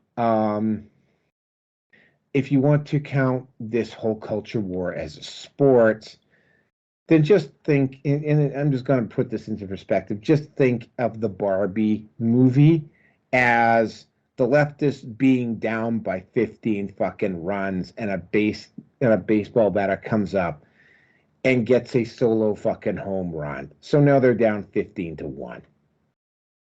Right? It's like, yeah, you're still fucking losing badly. But again, right? Yeah, okay. Andy No lost the lawsuit. There's grounds for appeal, and when they appeal, just like what happened with Johnny Depp, when they appeal, or when they have to have another trial in another country, right, they're going to be aware of the tactics used in the first place, and No has got the money that they will be ready for it the next time. The lawyer for these Antifa guys will not be able to intimidate the jury the second time around. And if he does, he or she is going to end up in jail. With that, I'm going to turn it over to Rearson.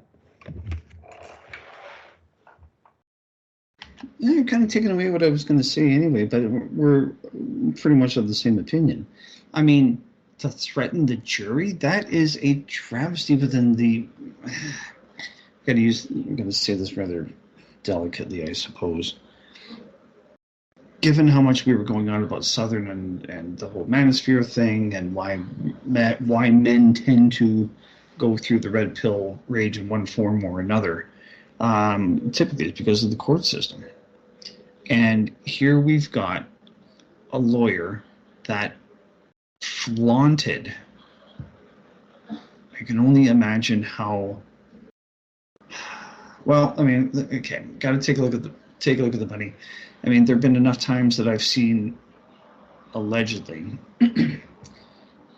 help wanted signs for crisis actors. I mean, we talked about that one old guy that was in 3 different places at 3 different rallies. David Hogg. In fact, there's enough of them. There was one girl out in the Middle East. She seemed to be at the wrong place at the wrong time 3 fucking times as well. So there's a lot of money that's being thrown around here.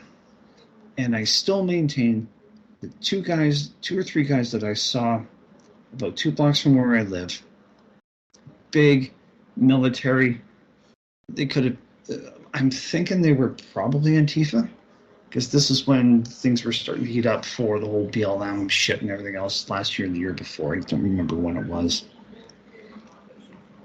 But they were out of place. They were so out of place. It wasn't funny.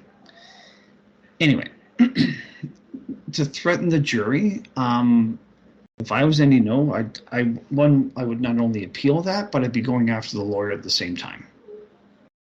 Like to have his license revoked completely. To be able to practice law. The guy needs to practice law a little bit better, I'm just saying.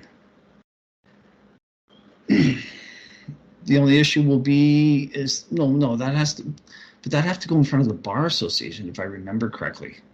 But still, there's enough grounds right there that it could make him do 1 or 2 things, actually, now that I think about it. It'll galvanize him to either... No, because if he's getting paid and he's part of the organization to defend Antifa, they've got money coming out the wazoo, at least for now. The likes of a certain Hungarian Jew. We'll leave that one alone. So I don't see him changing his tune anytime soon if he changes it at all. So that's fine. The other thing will be, that'll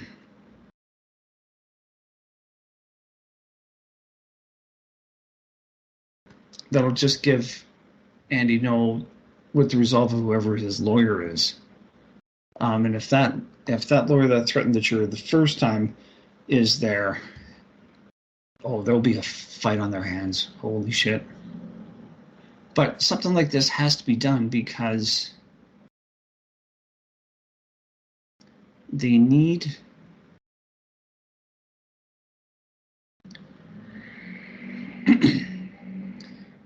okay, I'm going to go off on a bit of a tangent here. Given how well protected Kathleen Kennedy was with Star Wars, she ruined everything because she's a dumb fucking feminist cunt. On the left and everything else like that. Okay, fine. Do your thing. We'll see how far that gets you. And apparently they put their house up for sale in Malibu. So and that was the day that she got shellacked, apparently by Bob Iger and company. So that's fine. So now, but during that time, she did exactly what she wanted, how she wanted, and ran the company into the ground. The lawyer, in my opinion, is probably feeling just as invulnerable because you don't do that in a courtroom. If you do, I would think it would be quite reasonable for that lawyer to get thrown out or to be, I don't know what the political equivalent would be within the court system of being censored, as you would in politics. So that's going to come back. That will come back and bite him in the ass. And if it is proven that he was being funded by organizations that are very much connected to BLM and the social disorder that they are trying to prove and bring about into place and the whole bit, i.e. Soros, I have left no sympathy for the man at all. Just like I have no sympathy for any politician at this point in time that that's going to get caught, or any celebrity for that matter as well too, that's been, well, I mean, like Arnold Schwarzenegger, fuck your feelings, fuck your freedom. Sorry, Arnold, don't care for your movies anymore, and I'm not going to watch them. And all the celebrities have been very much anti-Trump, which my suspicion will be is that they're a bunch of pedophiles. I'd like to be wrong, but I know that I'm not going to be, I won't be 100% right, but there'll be enough there that, well, we'll leave that alone. Anyway, that is very, very poor court etiquette, to say the least. And as far as I'm honestly concerned, that is grounds for you to lose your license permanently. And if you're going to do it once, you'll do it again. And there's no level of respect for the people that are there to take the time out of their lives to be there, and then to be overtly threatened. So that tactic will work once, maybe twice, but that lawyer, just like Destiny, that lawyer's time is coming, and I'll just leave it at that. So we'll move on to topic number 3 when you're back. I'm back. I'll be back. Topic number 3. Baby back, ribs. Anyway, sorry. I'll be back. Oh, you're right. Number 3. This is the one that I wanted, right? Yeah. Well, I mean, I was gonna be doing this one anyway. Yeah. Yep. Yep. It was gonna be on, regardless of what happened. All right. let's just give you some basic information about the CEO of Best Buy. White, liberal woman, educated at one of the top, I don't know specifically which university she was educated at, but she was educated at one of the top flight universities my God. back east, I believe. Okay. I know, shocking, stunning, just like Melissa Heinerscheid, just like that director of marketing for Miller. Just like although the CEO of Target has not been named, but I mean, there's a consistent pattern appearing here, right? White liberal, usually a woman, almost always a fucking woman. White liberal, little Kathleen, basically younger fucking versions of Kathleen fucking Kennedy, right? Oh, by the way, we might be covering apparently Kathleen Kennedy is not getting her contract removed, and Rachel Zegler has barked up, has opened her mouth so fucking often, so fucking frequently that apparently rumor has it that Disney has had to call an emergency meeting as to whether they want to actually release Snow White into movie theaters or just have it go directly to streaming.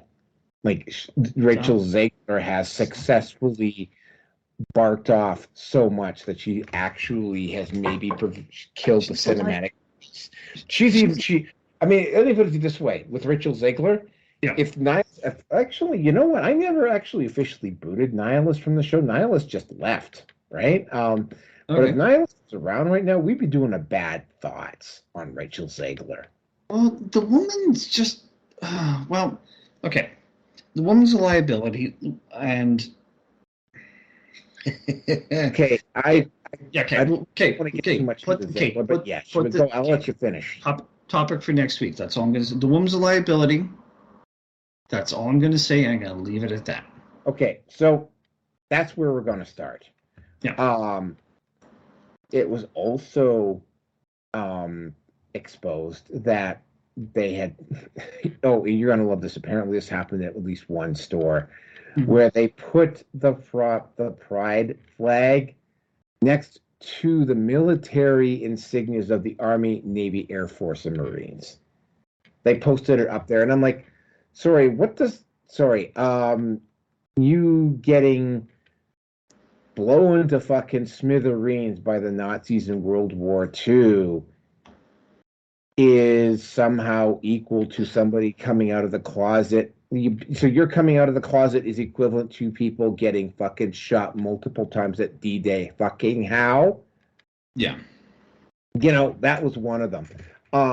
One of the stores, and apparently this was one down in the South, one of the employees, this is apparently one of the employees who leaked, and it was Project Veritas, again, right? Yep. Project Veritas. Veritas is just gone. It's gone. It was OMG. Yeah. Yeah, Project Veritas is gone. It's literally disappeared. And again, and you knew that at some point James O'Keefe was going to absolutely blow, because again, right? And the word has gotten out. No, nobody is going to trust Project Veritas, right? Veritas will probably be gone within a year or two. But you knew that James O'Keefe was going to eventually come up with another one of his home runs, because that's just what he does. Now, you remember me talking about Best Buy about a month or two ago. Yeah.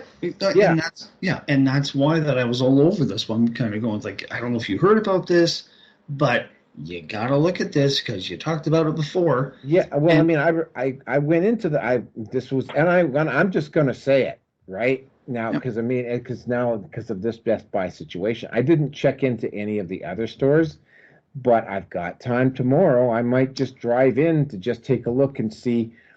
Like, I know where the Best Buys are in Edmonton. I might just go around and take a look at all of them just to see how many white faces they got on the floor. But I went into this Best Buy 2 days in a row, the one at South Ed Common, and one white face working on the floor. Yep. I of the saw it Best too. Buy in South Ed comment, and the only reason he was there is because he was a senior employee. The next day there were a couple of other white faces, but even allowing for just randomness, there should have been more white faces out on the floor. And again, up until 2020, I didn't really notice race, right? But this has happened so often, so fucking frequently now, right? That, because what ended up happening at this particular Best Buy is that I needed to find a multi-hub, right? And they wasn't obvious where it was, so I had to go to a couple of different departments to find one, right? Yep. Mm. And I kept noticing as I'm walking through the various departments in the store, they were all East Indian. By the way, I'm going to point out something, and this is going to piss a few people from India off. Technically, people from India are considered Caucasian. If that fucking bothers you, deal with it. But, every single person out on the floor that day was East Indian, without exception. Yep. Every single person, except for one guy up at the very front. Yep. And it's like that's not a coincidence. Based upon some of the stuff that I've now found out about Best Buy, that is not a fucking coincidence. Yeah. My experience is actually quite similar because there's the one that's on 17th down the street from where I live. And I've been in there a few times. And just like yourself, I didn't really notice the skin tone of the employees. But the last couple of times I went back there, I'm like, there's no fucking white guys here. Like, there's no white people. Now, I went back there I went back once to look at a display port to DVI adapter or cable or whatever else. And I got myself a cable as well. And yeah, there was only one white person. There was only one white person there. Now, with all of this, I've got no fight with Best Buy, Worst Buy, because that's what I've always called it, especially when they bought up Future Shop. But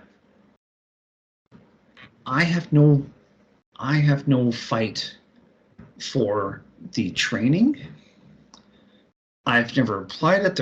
I applied for Future Shop a long time ago, but that's when they were still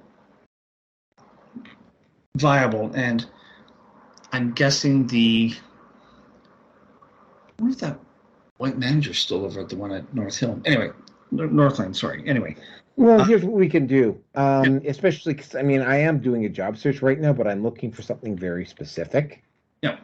So it's going to take a little bit long. And keep in mind, I'm getting my last part of my paycheck from that job up in the territories come Friday. Yep. And I'm also going to be getting, I'm getting money from some other source as well. So, I'm going to have money to spend. I might tomorrow, for instance, I just might hit all the Best Buys in the Edmonton area and see how, and just quietly go in with my phone and just walk around and just make a note of how many white faces and hit every single Best Buy. And then what I might do, since I know you get the weekend off, is that we might just go down to Calgary and do the exact same thing. Send that. You don't have to come with me, but you know where all the Best Buys are, right? It's like, and then we could send that off to OMG, and yet another nail in the fucking coffin, right? Yep. I'm up for that, actually. I'll let you know. I'll see how much is coming in from these two checks over the next few days or so. And if I have, I might just do it. I'll let you know. Yeah. Okay. Sounds good. Because I mean, yeah, that would be another nail in the fucking coffin of Best Buy, because it was sort of like, oh no, it's not just the United States where this is taking place. This is happening in Canada as well. Up in Right? Edmonton and rival city, Calgary. Here we go. Yeah. No, perfect. So but I mean, we have been reporting this from time to time, and like at first it was, like these leftist places that were doing it, but now you're starting to see it seep into. Like, I mean, you want to know another place where I've noticed that there's a distinctive lack of white faces, although I didn't go into the store and start diving around and looking too hard, was Staples. That wouldn't surprise me either. I didn't go in and look very hard. No, but it does beg to ask the question, though, are they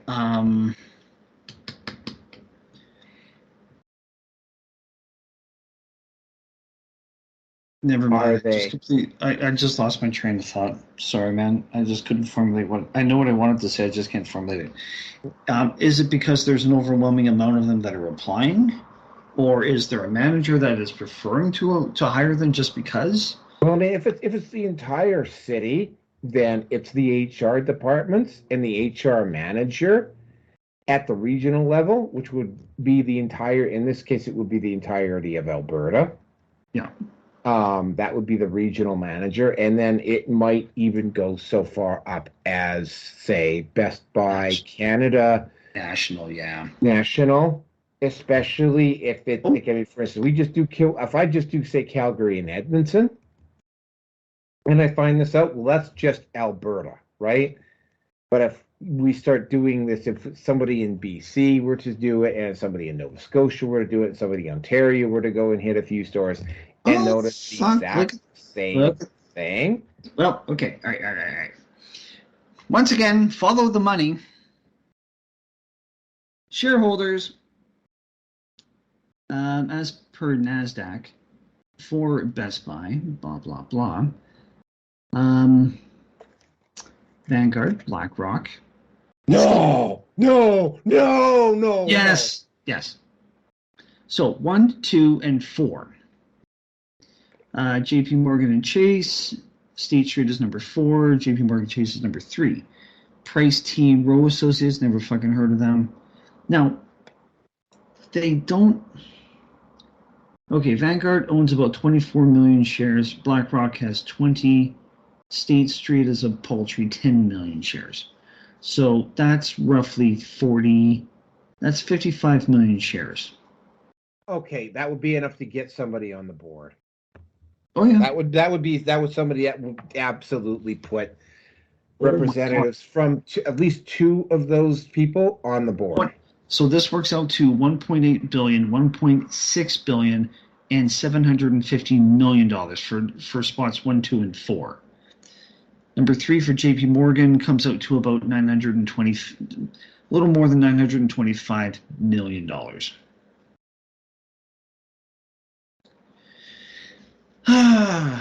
Back to you. Speaking of, I don't know who it was that did this. Okay. But apparently, some black individuals, probably tied in with BLM, and this is no word of a lie, but it actually kind of ties into what's going on. They are attempting to say that the Native Americans that were living in North America are black. Okay. Wow. Let me just point this. I might actually make this a topic for the next show as well. Are you going to do a test? First of all, whoever fucking did this has obviously never met a fucking Eskimo, right? If you've seen a fucking Eskimo, you actually met somebody who was actually Inuit. I have. You have a very fucking hard time distinguishing, looking at them and going, "Are you Native or Chinese?" Well, there was one woman that I met. She was really the first Inuit person I've ever met.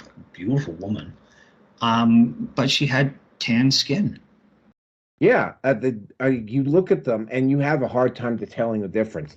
And Native Americans have Oriental eyes, unless they have had them, like in my case, they've been like, I mean, there's like, unless they happen to be Métis, or a lot of them have, like, for instance, it's very, very rare, Yeah. at least in Canada or the United States, for even unless they've been living on the reservation, in like reservations up north for years and years and years, it's very, very rare that you're going to find an actual straight up 100% Native American.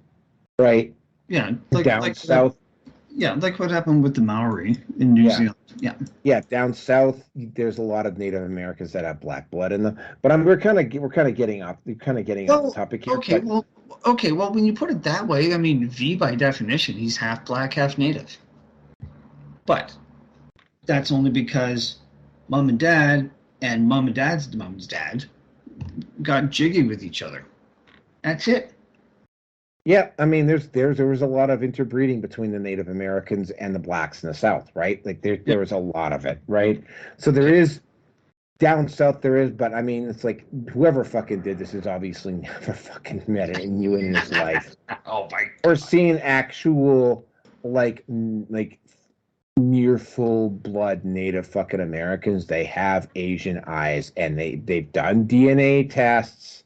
They come What? from Asia. Really? Yeah, they come And from don't Asia. fucking say. Yeah, it's like, oh, I don't know who the fuck. I'm gonna have to do some follow up on this, because this is just absolutely stupid. But getting back to Best Buy, though, I mean, finding out that BlackRock and Fleet Street in Vanguard own majority shares in that company is absolutely no surprise. This should also come as no surprise. The CEO has fucking scrubbed her social media, like all of it. Good. Good. I'm just gonna say this for the record. I mean, I have, for a lot of my hardware components, I have usually gone to Best Buy, because Best Buy, there is another. Like, I mean, first of all, Walmart does have some stuff, but they don't have as nearly a complete collection of electronic gear as Best Buy does. No. The source, there is a source that is at a mall near where I live. Unfortunately, though, the source is like one of those niche stores that you find in a mall, and they don't necessarily have what you look. So yeah, Best Buy does fill a gap, but it's a gap that if you're willing to go digging and looking, you can probably find. It might be a little bit more expensive, but I can find what I need away from Best Buy. Well, I was gonna say, honestly, at the end of the day, if you need a computer component, just go to my old employer, Memory Express. Well, I mean, the last laptop I bought, there's this store up in Westmount. This guy refurbishes old laptops. I mean, it's sitting on the table behind me here. And it works just fine. I mean, but I will say this, the last time I bought a new laptop, I actually got it from Walmart. Like, the one I'm using right now is a Walmart bought laptop. Okay. All I'm going to say about that, and I don't have a problem. Okay. I don't have a problem with Walmart in that regard. They are a general department store. They're going to have a lot of everything, food included. But when it comes to electronics, that's the last place I'm going to be looking, because. Well, I mean, you want to get your car. Okay, you can bring your car to the dealership, or you can go to brakes need to be done. You're going to go to someone that knows what the brakes are. Yeah, I go to Trail Tire. There's a Trail Tire close to where I live. That's where I go get my car. Wherever that will be, my friend. Wherever that will be. Well, no, it's like literally a block and a half from where I live, right? So it's like, I can drop it off, go home. Yep. Okay, perfect. But if you need to get your brakes done in your vehicle, you could go to a specialist, or you could go to a general store or to a general garage. Not to say that the guys at the general garage can't do it, but you might feel a little bit more confident that you're going to go to that chain, shall we say, that will specialize in brakes or mufflers or fucking whatever. Not to say that the salespeople at Walmart don't know what they're talking about, but they're generalists. They're generalists, and I'm not an enthusiast, but I've worked in electronics retail specifically. I mean, when I was building my computers a long time ago, I only would go to the places that were selling the components themselves. So, I spent the better part of about 3 nights when I was working night audit researching cases, and then it was the motherboards, and I took my time. And the place to go was, again, my former employer. And I still go there, even though I got fired from them, which is another story. But when it comes to a laptop, what you see is what you get. The only thing you can upgrade on those things is you can change a platted hard drive or a mechanical spin disk hard drive, however you want to say it. You can change that out for a solid state drive, and you can upgrade the RAM. That's it. So if the model of laptop that you buy, whatever that is, and it fits your needs and you're going to be okay with it for, say, 2 to 4 years or more, then go for it. Well, I mean, if you get a refurbished laptop that's only like a couple, 2 or 3 years old, I mean, right? I tend to ride my laptops out until it's very clear that they're not functional anymore, right? Yeah. I will use them for 4, 5, 6 years, right? Mm-hmm. It's until it's very clear that the components and even then, right? For instance, I'm actually looking at the two that I got 2 laptops sitting here on a table here in front of me that I don't use. But I mean, I'm going to be plugging one. I plug one in. I'm going to be plugging one in here. I plug one in here to watch the internet on my TV. And that works and that works perfectly fine. What you need an HDMI port, volume, reliable connection, and as long as it doesn't fucking conk out your TV, you've got your remote and everything else like that. No, that's great. That's all you need. If it wasn't, I'll let you finish and then I'll say what I'm going to say. Yeah. If your DVD player falls apart on your laptop, you can get a USB DVD drive or Blu-ray for that matter. Connect that, and you can connect that to your TV. You're off to the races. Anyway, oh my God, we're for 2 people tonight. We're really going out in the weeds today. Well, I mean, it's this ain't going to be a short show, folks. Sorry. This was one of those topics that just absolutely. It came back, is what it is. It came back in our personal lives. I don't think we talked about this in the podcast at all. Okay. Norky, I'm kind of getting that look, so I need to sign out, move my computer over, and then. Well, I mean, we've got topic number 4 right now. So okay. Okay. I've got to relocate because I'm in the bedroom right now. So I'm going to shut my computer down, move myself over. I'll message you on my phone. Send me an invite again, and then I will resume my spot. Okay, hold on a second. All right, I will move on to topic number 4. Anyway, yeah, Best Buy is done. Yeah, it will be very soon. It will be very, very soon. Anyway, okay. Going on to topic number 4 here, and Gerson's about to log off for a bit. I think he can probably jump back in when he's ready to go. But yeah, let's get on with Instagram threads. Okay. Instagram threads. What the hell can I say? Well, Zuckerberg and Elon Musk have a bit of a rivalry going on. Instagram is really good for pictures as long as you don't post up stuff like, say, of the Azov Battalion.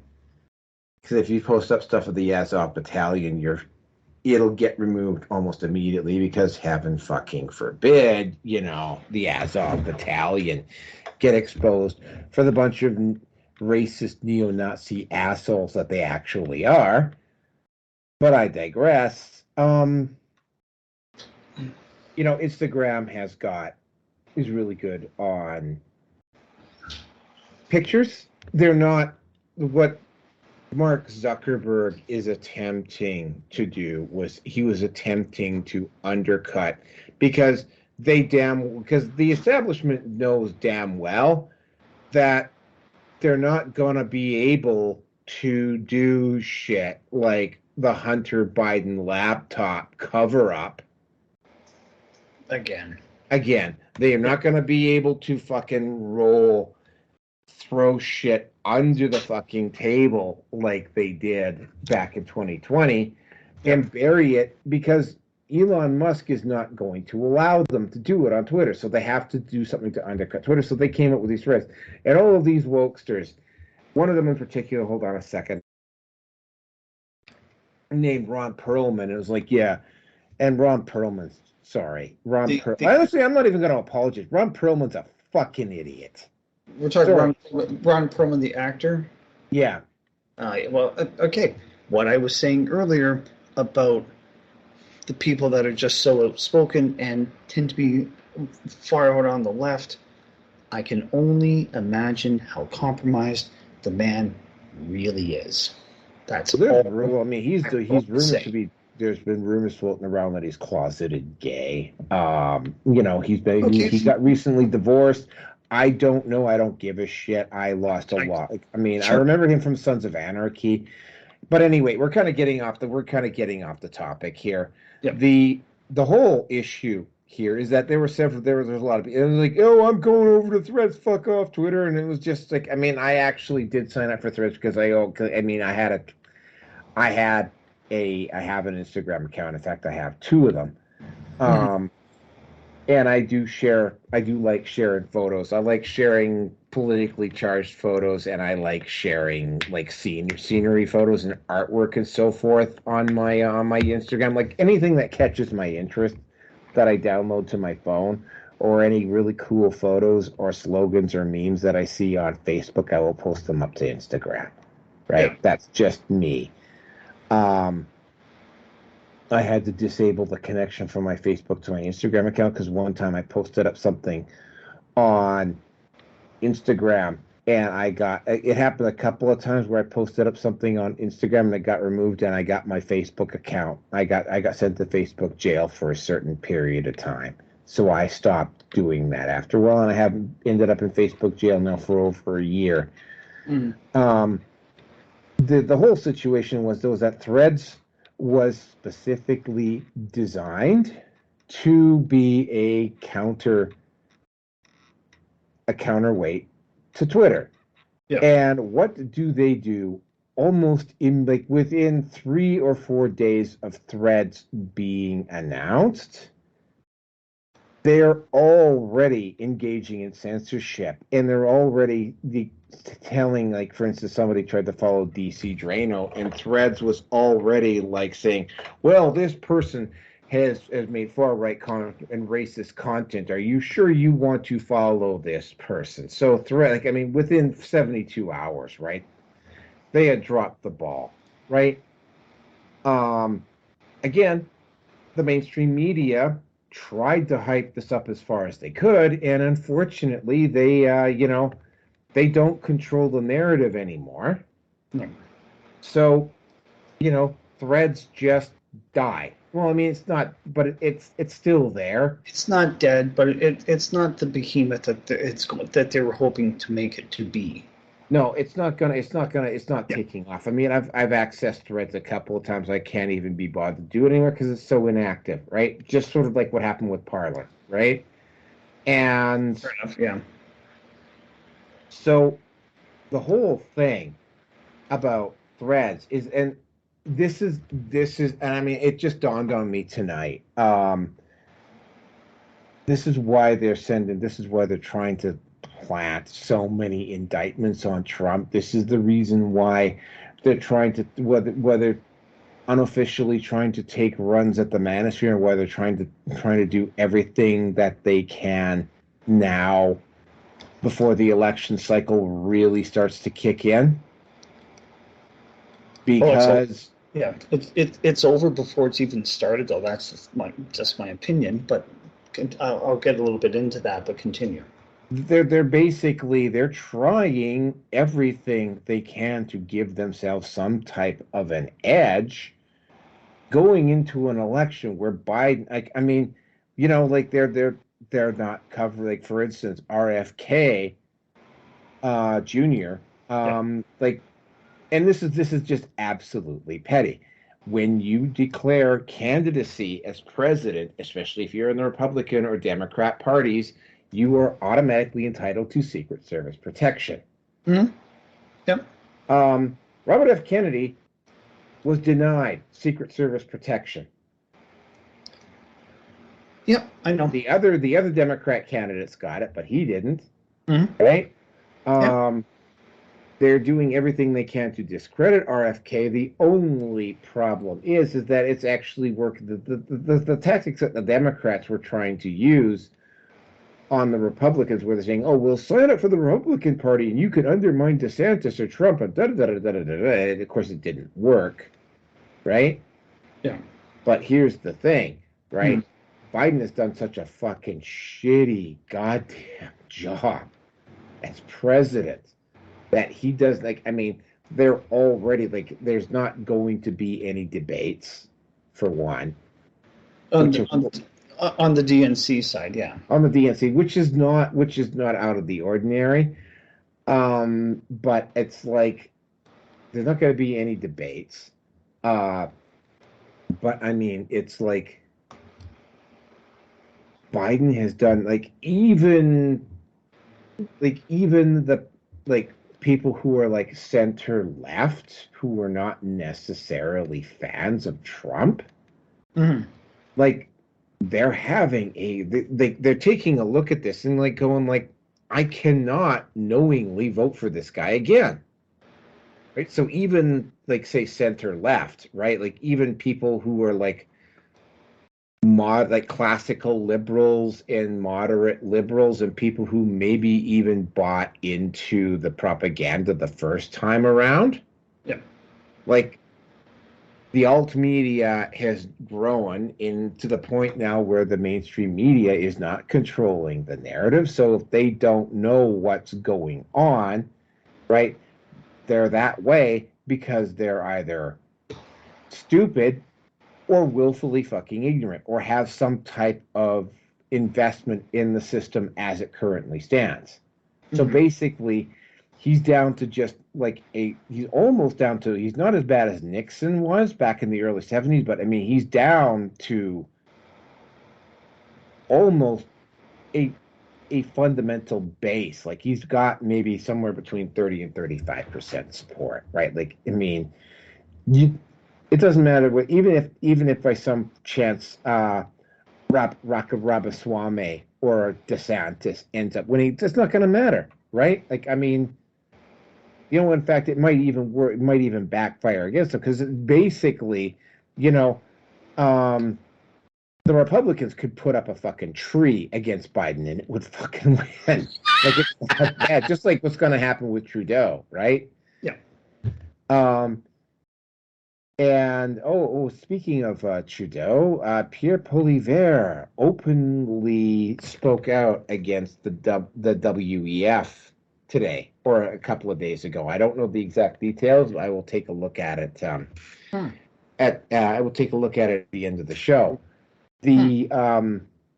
Interesting. So yeah, they're throwing everything they can, and they're trying to do everything. And it's like, again, I mean, for instance, in 2020, like, all of those Facebook accounts that got shut down right after the election.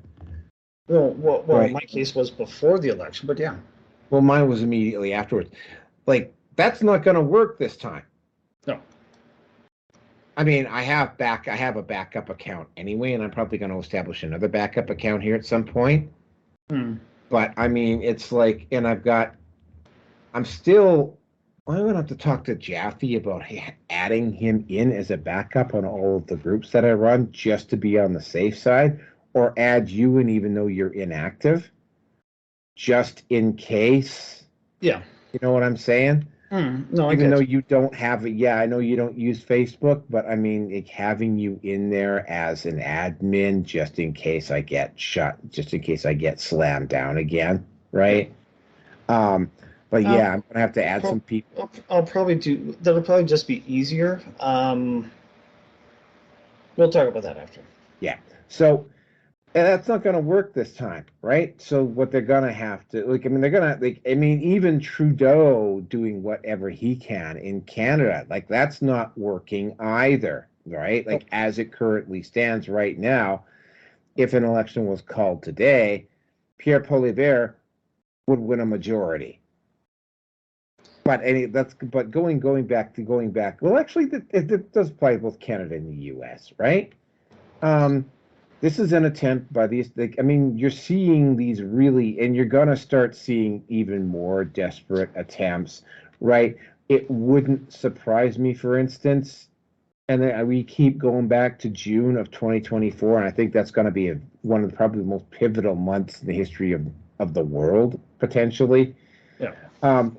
Wouldn't surprise me if they try to manufacture a homophobic incident and a race incident April, May, June of 2024. And they're going to try to do both, right? Like they absolutely have to saturate the media and do everything they can. So, yeah, expect that there's going to be runs made against Rumble, BitChute, Odyssey, Minds, Gab. They're gonna do everything they can to. There's gonna be a smear campaign against these alt media sites. There's gonna be smear campaigns against the significant groups that are not going to back Trump. They're not going to back Biden. That includes the manosphere.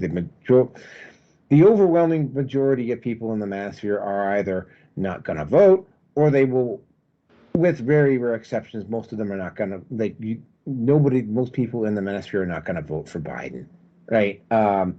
There might be a small percentage of them that might, but I mean, if it's close, and here's the thing, right?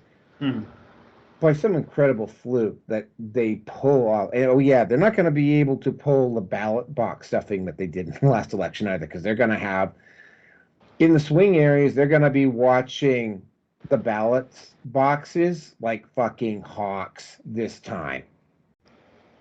Like they're gonna have people at the even at these mobile state, even at these corner like mail-in ballot stations, they're gonna have people at those stations watching those voting fucking ballot boxes like fucking hawks this time. So they're not gonna be able to have people come in at 3 a.m. and fucking ram 50 fucking ballots or 100 fucking ballots into the fucking canister like they did. Yeah, like they're not gonna, like, they're gonna have to pull, even if they, like, they're gonna have to pull some extraordinary cheating in order to win. Well, it won't be a case another, 1,000 or 2,000 mules. No, it won't be. No, they can't pull that. They can't pull that mule shit this time around because they will be intentionally watching out for it. Yep. So I mean, this is why they're going after Trump so hard, because the only other option they've got is to literally it wouldn't surprise me if somebody even tries to fucking kill him before the election is over. That wouldn't, if an actual full scale on political fucking assassination happened. Like, yeah, they are. Can I see them doing that? Yeah. Here's the thing, and this is the same thing that's gonna happen. That they're gonna do with Tate. If you try to kill Trump, all you're going to do is you're going to deify him, and whoever steps in to take his place, be it Ramaswamy or Whoever. DeSantis, Yeah. will just get swept in, period, right? Because, I mean, even liberals who are now anti-Trump, since Trump is no longer on the ballot, and it's going to, no matter what the Democrats try to do, they're just not going to have it. It's not going to be there. So the whole thing with this is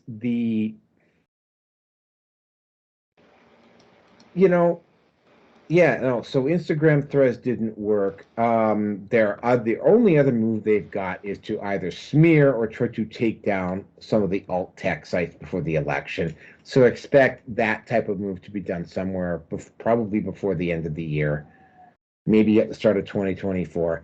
But once the election cycle starts up and everybody's going to be paying attention, and I will say this, everybody will be paying attention this time. Right. They won't be able to pull the, so this whole thing with Threads, yay, it collapsed. Yeah, I did use it, but I only used it because I was being given a free membership because I was already on Instagram, right?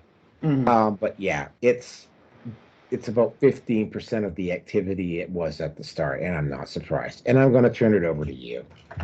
I don't really have anything to say about this one. I wouldn't mute yourself. Again, it's on Jaffe's show, and we were just talking about this. I am on Crackbook, but I have a strategy with Crackbook that I want to make it as a source of income. I don't really post on there anymore. So, and I've never fucking liked Instagram to begin with anyway.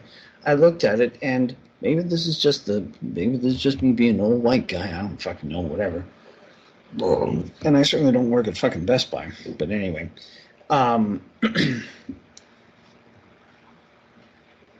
this did not make a lick of difference. Just like Parler, I've been on Parler, I've been on MeWe, I've lost my login credentials for MeWe.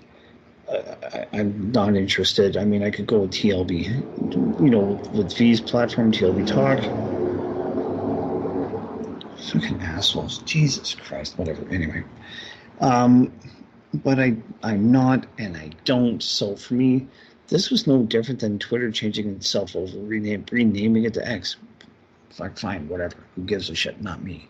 So I got no dog in that fight. So I don't fucking care. So it's back to you, man. Yep. Yeah. So, I do use Instagram. It's got some very interesting photos and some very interesting memes on it, which I will occasionally share. Some of the videos are really interesting, like the whole, Bang Bros response to Mia Khalifa. Like, I downloaded that video and used it on my feed. I've downloaded stuff off of Instagram, just like I've downloaded some videos off Twitter. Khalifa, fuck, dumb cunt. Anyway. Oh yeah. So here's the next. But here's the thing. But we'll get into the next one. Now this one is really fucking special. Okay. And we're going back to the whole goddamn race thing again. Okay. I was talking about topic number 5. Oh, hey, welcome aboard, Angel. We've only got 3 topics left, so yeah. You can go after me, and then we'll do Rearson at the end. Well, you will not do me, but that's okay. All right. Break out the gimp costume. Oops. All right. So fucker. So anyway, Candace Owens was obviously was let this person know what was going on. There was this teacher, and I suspect, because when I get to the end of the story, I'll explain why it potentially. Candace Owens, in her video on this, she openly explained, if this had been a white teacher doing this to black students. I mean, you guys know the narrative just like I know the narrative. If Black Lives Matter taught us anything, it is that America is a more racist country today than it was back in the 1920s, and it was under Jim Crow laws. White people are just so racist toward black people, and so I'm challenging you to produce a video. I am serious. We will check all of the comments as much as we possibly can get to for a link to a video of a white person that is being more racist than the black person that I am about to show you in this video and in this set of clips person that actually exists. I thought it must have been a prank. It is not a prank. It is real. So this person was going by the name Claire Kyle on Twitter and on TikTok, and this is what Claire Kyle shared. The first tweet says, I woke up to my sister being the biggest disappointment that I've ever seen. Look at the color of the arm wrapped around my sister. It's a white arm. This person is clearly Caucasian. She goes on and writes, my poor sis laid up with a pasty in my effing house. Okay. Claire Kyle went on. She tweeted, had to call my man for backup. And this is a screenshot of the conversation between her and her man. She wrote, I can't believe she has this cave dweller in my freaking house. Her boyfriend writes, did she introduce y'all? She writes back, no, she didn't. Oh my God, I'm trying to stay calm. She knows I'm racist. Her boyfriend writes back, LOL, that man looked like a straight up Trump supporter. All he's seeing, by the way, is an arm, but I guess that looks like a Trump supporter to him. She writes back, come and kill him for me, Dre. I promise I'll help you hide the body. Bring all 4 of your guns. Ladies and gentlemen, this is in 2023 America. A black woman is writing this about a white person's arm. This is what has set her off. As if that wasn't enough, she also shared this video on TikTok. Take a listen. So, y'all already know why I'm having a bad day. My sister is a cave dweller smasher. In my house? On this land? I just want to let y'all know that I'm about to do everything in my power to this relationship up. And it's going to be so fun and so satisfying to watch. I'd like you to envision that was a white person talking about stumbling upon their white sister with a black man and taking a TikTok and saying, I'm going to do everything in my power, insert whatever slur you'd like to insert, to break up this relationship because I will not allow this to take place in my house. I would like you to envision that. I think it's difficult to envision that. Maybe it's not. Maybe it is on TikTok, which is why I'm asking you to send me those videos. She then went back to Twitter and wrote, I'm inconsolable. How many white classmates does my sister have? My sis let in all of Europe take turns on her. The disappointment that I feel right now, our parents raised us better than this. This girl spent all of her dowry and now laid up with a white. This is another screenshot of her text messages, this time between her and her sister. Her sister tells her, my classmate Matt is here, just FYI. Claire Kyle, the proud racist, writes back, that's the guy in the black truck. Her sister writes, yup. Claire writes, he white? Her sister writes, all of them are, referring to her classmates. And she writes back, LMAO. And her sister writes back, okay, it's true. Face like, I don't know what to say. What do you want me to think? Claire then took to Twitter and wrote this, like, I'm baffled as F seeing a white man in my house. I can't believe it.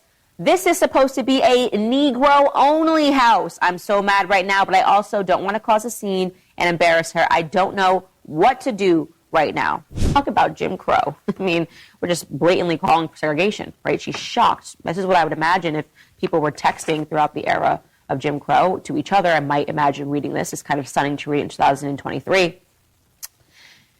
Now, I do want to also show you another message that she shared. This one was back on July of this year, July 26th of this year. So this is not relevant to what she's currently tweeting about her sister, but it just shows you what kind of person she is. She's also admitted openly to being homophobic. She shared a screenshot, presumably between her and her boyfriend. Again, her boyfriend and her are talking about a sex act, and her boyfriend writes, that's super gay. And she writes back, this is why I love you. Thank you for being homophobic like I am. You're my soulmate.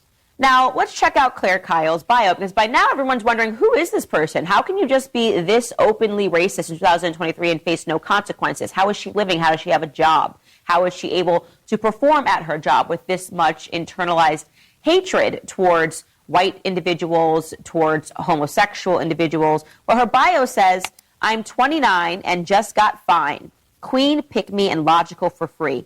Pro-black men, black supremacist. And it says that she is based in Texas and that she joined the site Twitter in 2022.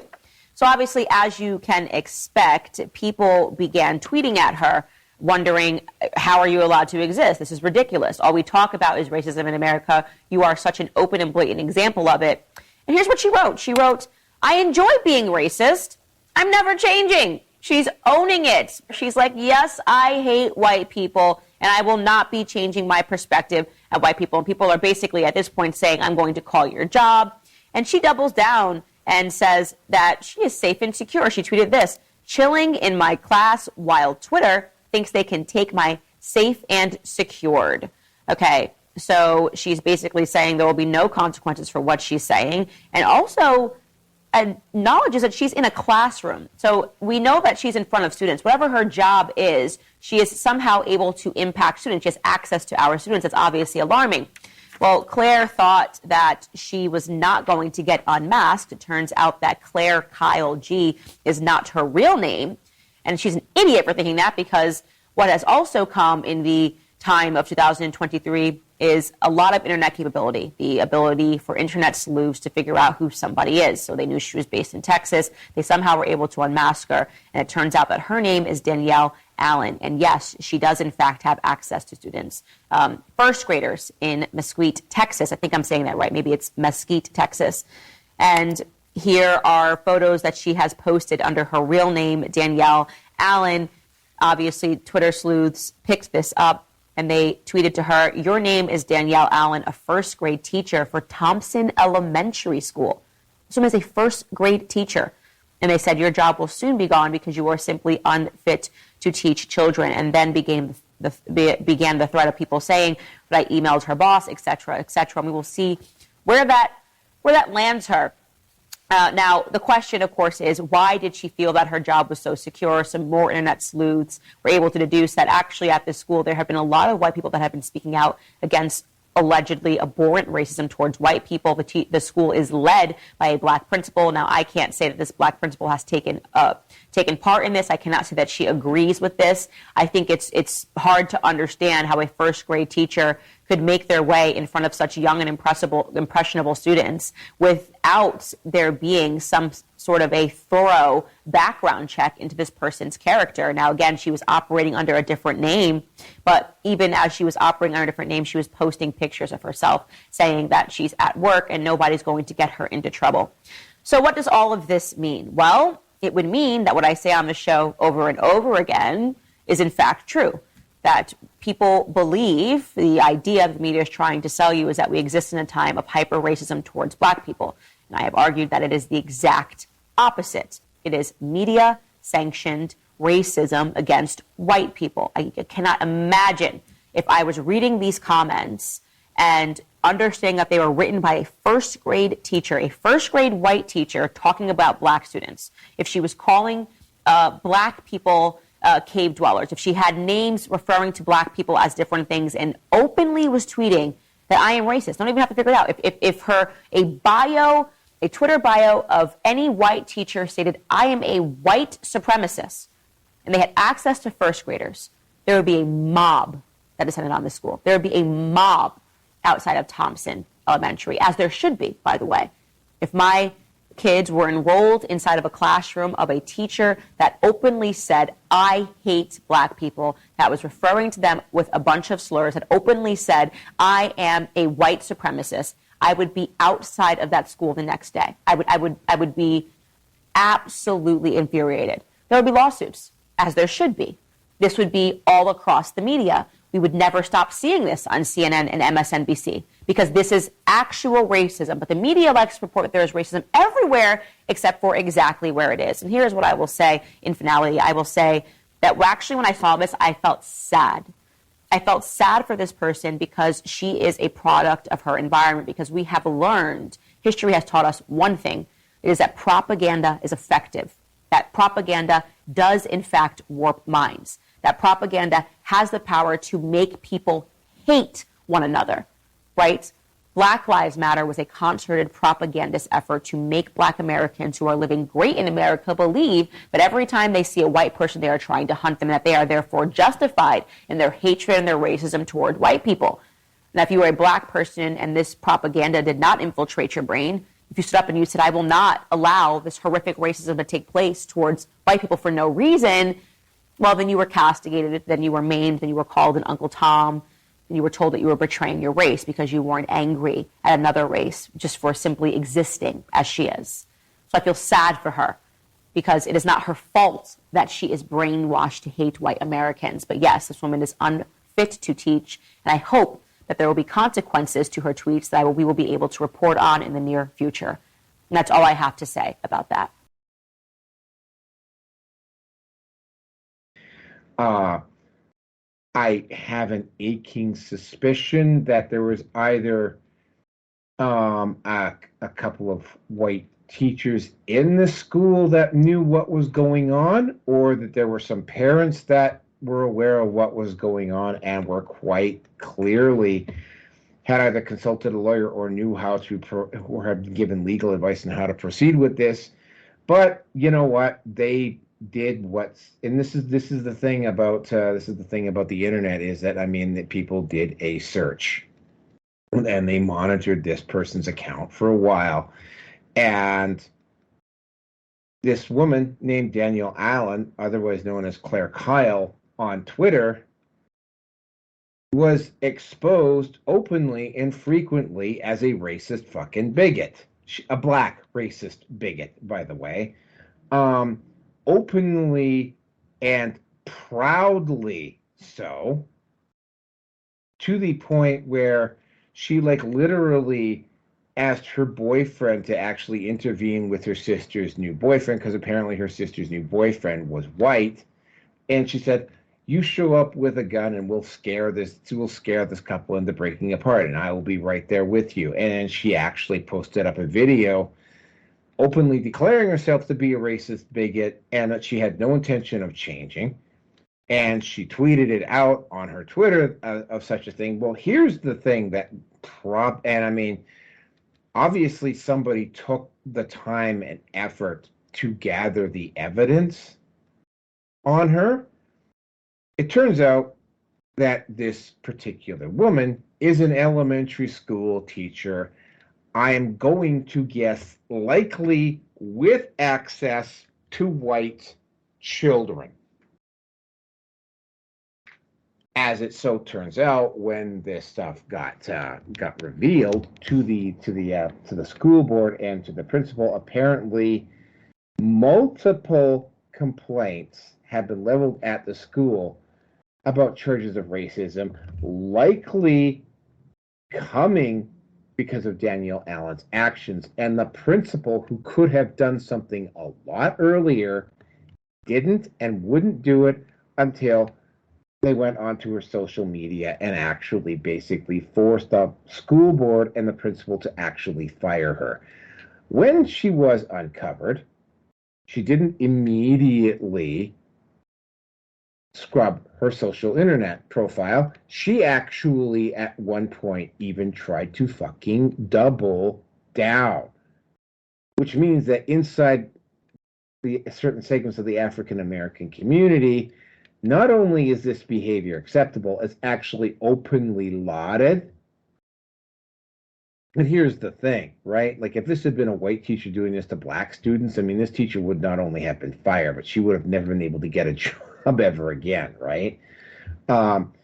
Had social media not, and this is the double-edged sword that is social media. Had she not been exposed this way, it probably would have been years, maybe even decades, before this teacher had been removed. Good luck, Danielle Allen. I don't feel the least bit sorry for you. You will, and oddly enough, because we were talking about that additional Alex Stein's stuff at the start of the show. I'm still laughing about that. But I mean, that was happening in Texas. This incident with Danielle Allen, aka Claire Kyle. Oh, and by the way, I'm also going to point this out about Danielle Allen / Claire Kyle.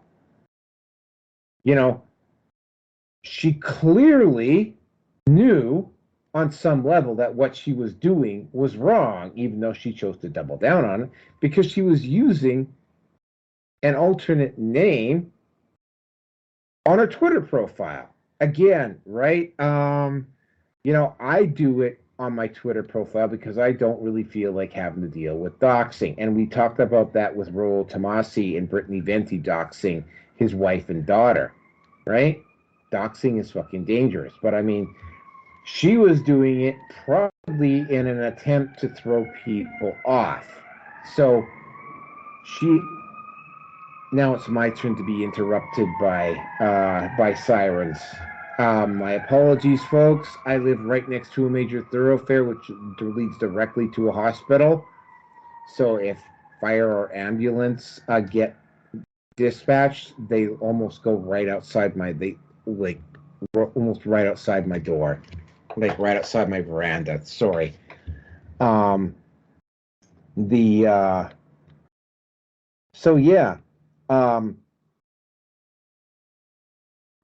Again, the double-edged sword that is social media. Had she been caught, had not been for social media, she probably would have persisted for years because it was fairly obvious that the principal there was running block for her, which means that potentially the principal may also be a bigot. And I mean, V's not here tonight, and V doesn't live because I'm pretty sure V does live in Poland. But this is not, when the backlash comes from the right, and specifically from the right white, it's not going to go very well for, again, like places like Best Buy, and for individuals and school boards that are doing stuff like this. Because it's like, you know what, they're going to be the ones that publicly or openly announce this sort of thing. They're going to be the first ones. I don't say the heads are going to literally end up on the guillotine, but I mean, they're going to basically have kind of like almost like a social death. And with that, Angel, welcome aboard, and you can comment on this topic. Well, you see, I don't hide my my identity. I am Angel Espino from angelespino.com. That's right, angelespino.com. And I'm going to lay this out to you, Noroki, and I'm going to lay this out to your audience. I'm going to say what nobody has the cojones or testicular fortitude to come on and say publicly. So I don't want any interruptions. And by the way, hi, Rusin, how you doing there, buddy? I hope you're okay. I hope everybody's doing good tonight. No, we're doing well. Go ahead. But I'm going to lay this out, and I want you guys just to pay attention, okay? Because this is what the news media doesn't want to admit, and they know what's going on. This is what nobody has the balls to come out and say. What we're seeing right now, it's not reverse racism. It's straight up racism, but it's being brought by progressive, mostly black women, okay, and some black men. And this is not because black people are all of a sudden racist. No. What's going on here is we're having a social reversal, and it's being done by people that are associated with gangbangers and local rappers from the 90s to 2000s. Even Trump came on and allegedly said that what's her face? Fannie Willis is connected to a gangster. I know who she's connected to, Young Thug and a bunch of these other cats. I know the hip hop game, and she did fuck a lot of rappers, not just him. Okay, Letitia Lance Bottoms, also from Atlanta, used to fuck T.I. She also helped on 2020. What's going on here is the left has figured out that if they put black women into certain positions in certain places, people normally would not say anything because nobody wants to be labeled a racist or bigot or misogynist. So they figured out that they'll put these women there. A lot of them go, not only were they raised within these communities of color that had or has continuous gang problems that are like the ones that are running the streets, but they also are positioning themselves within Congress, the Senate, these little local district areas. That's why every indictment you see, like for example, Trump has a black woman, or somebody like in New York, a black guy, right? Alvin Bragg, or as I call him, Alvin Dirtbag. Look at his history, also liberal. Look at all the judges that are going against Trump, all liberals. These people are organized very well. They only charged Trump with a RICO Act. The real RICO Act are the people that are feeding the campaigns of all these people, knowing damn well that the moment you speak up and you say real shit, like I'm telling you right now, they're going to say, oh, you're just a racist. No, I'm not a racist. This is just reality. This is what's been going on. You also notice that every single one of these people are liberal, progressive, leftist, people of color. And of course, if you're a progressive leftist and you're white, they are fine with you. They're okay with you. You can do whatever you want. Look how much love they show Hillary. If you're part of the alphabet community, they show you love as long as you vote their way. When you vote conservative, doesn't matter if you're white or black, you're a white supremacist. So it's not so much a race issue. It's that certain people have been bought off by the left, and they're using the people of color to promote their agendas because they know that most of white America is afraid to speak up and be heard. And what's going on here is a reversal of what happened for a long time in this country, where they would go to the poll booth, and what would happen? You had a lot of racist white people that would not allow black people to vote. That happened in this country, in the U.S. a lot also. And with that, now they're trying to do it to white people through the means of these individuals that are being placed into their positions that are all of color. But with that said, at the end of the day, it's all to feed the narrative that the left wants to keep power. And the way they figured out the game and how to rig it is this particular way. And who are the people behind these schemes?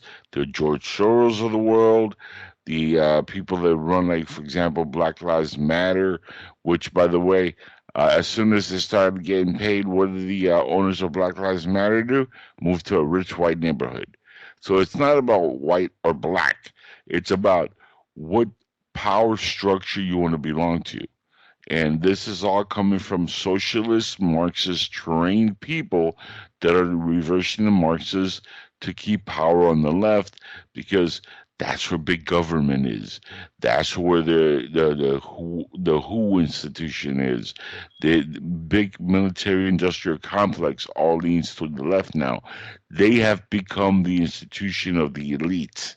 Where they used to project to the right, the conservatives, it's completely liberal. It's flipped its shit. And they lie to you, they manipulate you, they tell you that, oh, the right conservatives in America, they are the racists. But yet the Democrats are the ones that did Jim Crow, they did the KKK, they went to the Civil War to keep slavery, and then they tell you, oh, but there was a switch. That's also a lie. There was never any switch. You can look it up. Ted Kennedy was a senator before and after the supposed switch happened. He never switched parties. He was the head of the Democratic Party. So that entire switching parties, that was a bullshit lie made up to rewrite history. And they're doing that, and they've been manipulating people's minds for decades. They started off back like 80 years ago, and it's been slowly creeping through the academic system. This is what CTR, or critical race theory, is. What's going on now with this teacher that you were talking about earlier? That's what's going on. They're indoctrinating the kids through the school system, in their own particular manner, but a lot of these people are also kind of like dickheads and stupid. So then they go on social media because it gives them a platform, and they're giving themselves away. Like the libs of TikTok are saying and showing you all these stupid liberal progressive teachers that belong to the alphabet community, all happy that they're teaching kids all this queer agenda crap. And all, this is all it's all happening because people can't keep their trap shut because they love not only power and money, but they love the attention. And a lot of these people are like damaged in the head, craving attention. They not only want to destroy and damage this country, they want the attention also. And that, my friends, is a rundown of what's happening. And I'm happy when they mess up and they get exposed. So this teacher getting exposed when Candace Owens going after her, that's beautiful. I love Candace Owens. And what is she? She is a conservative black woman and very respected by myself. I don't care what her color is. She speaks truth. You know what I'm saying? When she has a little bit more age on her and a little bit more life experience, and she decides to run for president, and guess what? I'm voting for her because she is actually a good voice for the conservative party moving from here to the future. So my hat's off to her for being real and saying real shit, and for Trump for saying, "Hey, Fannie Willis, we know you're banging gangbangers," and guess what? Me, Angel, I know exactly who she's been banging. I know the names because I've been saying it for years, not only about her, but other people that have been in place. And I said names earlier: Letitia Bottoms, Letitia James from New York, and Letitia. There's two. There's Letitia Bottoms in Atlanta. There's Letitia James from New York. Not to be confused, two different women.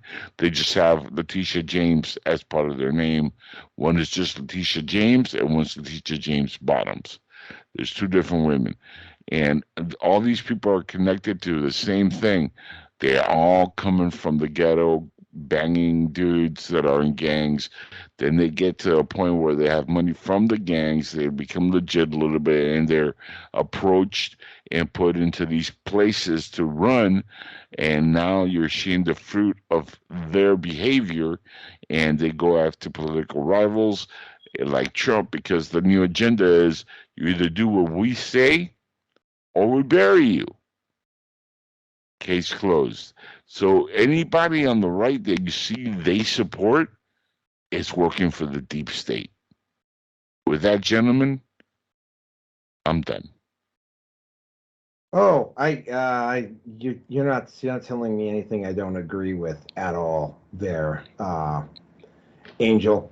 Rears can take this topic out. Yeah, I mean, okay.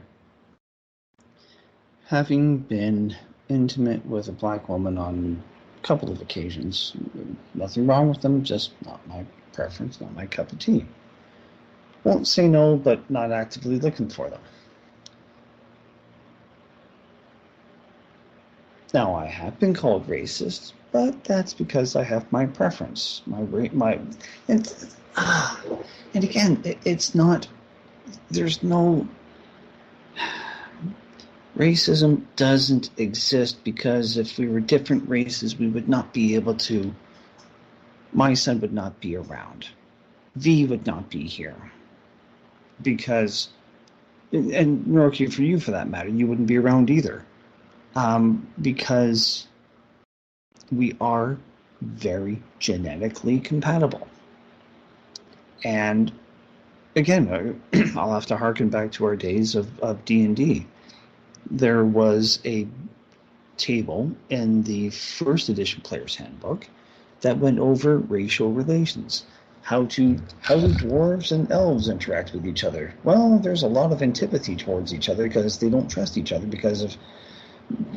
based on cultural history, which was more or less taken from Lord of the Rings and the history there. So racism doesn't actually exist. Your tolerance of was it melanin? Whatever the pigment is for black people, shall we say. African American, whatever you want to call it. I mean, again, you want to talk about racism, you want to talk about the worst of them.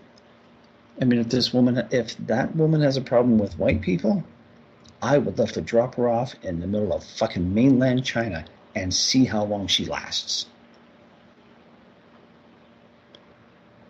And I know enough Chinese women, at least a couple anyway, they do not like black people. They just don't. I don't agree with it, but that's their culture. That's what they grew up in, and that I have to leave alone. If they're going to change their mind, they're going to do it on their own time, in their own way.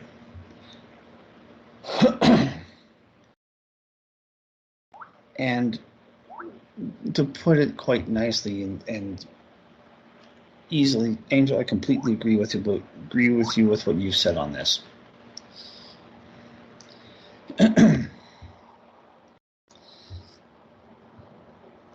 At some point, there's going to be a tipping point, and society will eventually find the balls to call people out in their place, regardless of what skin color they are, regardless of whether they were born biologically, to be able to pass a kid through their fucking pelvis, or they're trying to inject the baby batter into the pelvis. And for people to be actually held accountable for what they say and what they do on social media and whatever else. It's going to be brutal. It will be absolutely nasty, and it will be very, very fucking vicious. But we've been so programmed and indoctrinated right now at this point that's all that we have. That's all that is available at this point right now. Now you can start to rise above it all or detach yourself from it.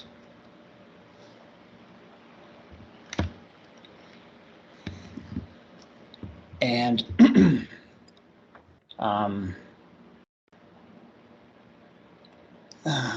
fuck, I'm so distracted right now. Sorry, my apologies, gentlemen. Oh, come on, man. The photos are good, but they're not that good. Have you seen the movie White Man's Burden, by the way, guys? I have. I saw it. I remember it. Okay. I've made a kind of a mental note to look for it, but I've never been able to find it anywhere. It's an excellent movie for the listeners, and I'll make it quick. It's with John Travolta and Harry Belafonte. The movie reverses the American experience, where white America takes the place of black America during slavery and during the cultural changes during the 60s, 70s, and 80s and everything that happened. And it places white people in the shoes of black people. And it's a fascinating outlook on how things would be if it's reversed, right? The idea was to show white people, look, this could be you. You know, by technicality, it's not you. It was us. Here's the thing. I mean, once upon a time, there was an Arab and a Barbary Coast slave trade that did trade in whites. In fact, they routinely ran in Greece, Italy, Spain, southern France for slaves. Oh, and by the way, and Russia all the time. Oh yeah, no, slavery has been around for forever, but that's not what I'm getting at. The point is, know. I'm gonna have to make a mental note to go to actually where I remember that movie, but I've never been able to find it. Never been able to find the DVD. I'll send you a way to watch it. It's an excellent film. The whole purpose of why I bring it up is because what we're seeing now, by the way the left is using black people, is they're literally trying to turn the U.S. especially into what we see in that movie. That's why they're targeting white conservative males. Oh, yeah. Well, they're trying this is flipping the script. This is when, for years, remember back in the day, guys, where like rappers would come out with a song and like the vice president would like talk, shit, like Dan Quayle would come out talking about Tupac and like they'll diss him and the media will run with it. Remember that shit? Yeah. Now, who does the media do that to? Don't do that in my town to the country guys, right? Now they're saying about don't come to my town and burn the shit down, or there'll be consequences, right? Now, and they don't curse in this music, but because they're saying don't try your lunatic behavior in my town. Now they're racist. They're, the media's trashing Dean, the singer for that song. Whoopi's losing her shit. Well, I mean, that might be just a hemorrhoid problem. But, like you have all these people on TV trying to call this guy racist when he's not. He's defending his town, which at least is not like, like some gangster rappers that are straight up talking about shooting each other and killing people. And this is coming from a dude who made rap music for years and still does. But I understand the difference. You know what I mean? I'm not stupid. I'm hip to the fact that what they're doing is they're flipping the script and they're making what this movie was telling you could happen. Even Louis C.K., the comedian, even in a joke said, white people, when it comes around, it's going to look really bad. There's a whole joke on that with Louis C.K. Yep. They canceled them out, but he called that shit. Well, I mean, the thing about when we talked about, I didn't actually get into this, but I mean, what happened with Jason Aldean is literally almost the exact same thing that happened with Rollo Tomassi. Britany, Venti, Lawrence Southern, and Destiny just said stuff about Rollo Tomassi when Rollo Tomassi didn't take the bait. And they just hoped, and this is the same thing they did with Jason Aldean with his video, they just hoped you didn't actually watch the video. But anyway, I think Angel, you will you've had your say, right, Rearson, on this one? I'm good. Yeah, pretty much. I mean, she's done, I think, for a long time. Maybe she'd be able to find a teaching job in the middle of fucking Harlem. Nah, what's her name comes out there, there's nobody that's gonna hire her like that. She might as well go flip burgers at Burger King at this point. Yeah, she's gonna have to start all over again. Even in Harlem. Well, I mean, especially with the pendulum starting to swing back like that. I mean, even a school place that's like overwhelmingly majority, and she's only going to be able to get jobs like that in a few inner cities. Like, she's not going to be able to teach in Texas, that's for damn sure. Angel, I think you're going to like this next one though, because this next one is just extra goddamn special.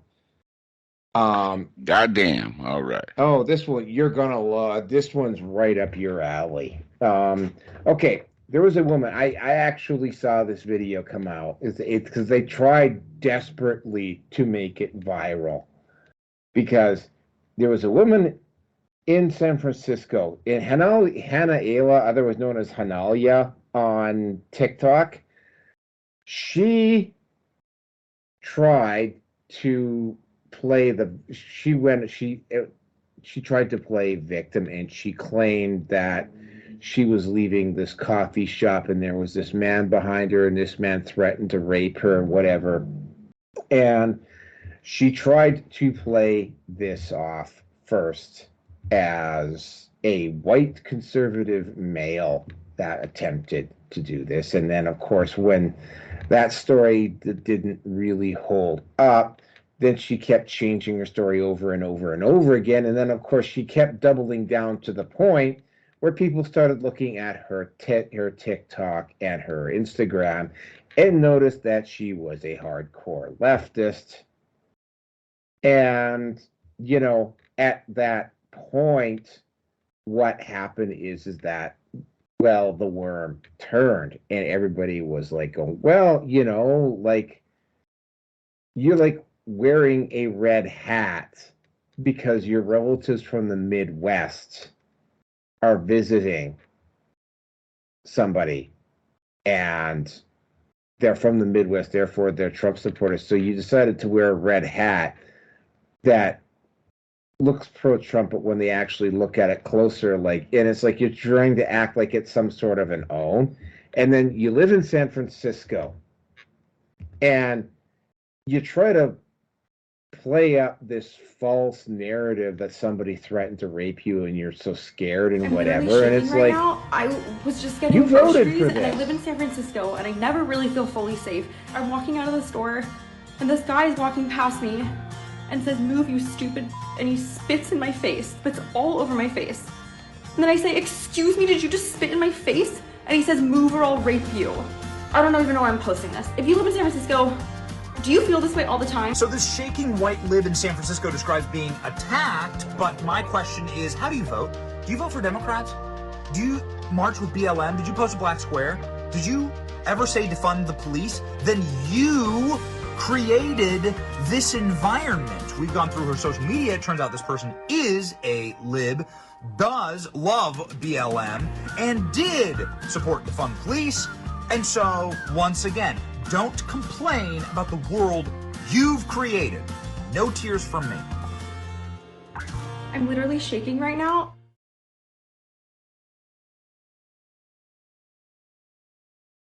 You voted for the mayor and for not Alvin Bragg. What the fuck was that? And he got removed. Yeah, it wouldn't be San Francisco. The district attorney. I can't remember what the guy's name is to save my life, but he got actually removed and replaced with somebody else.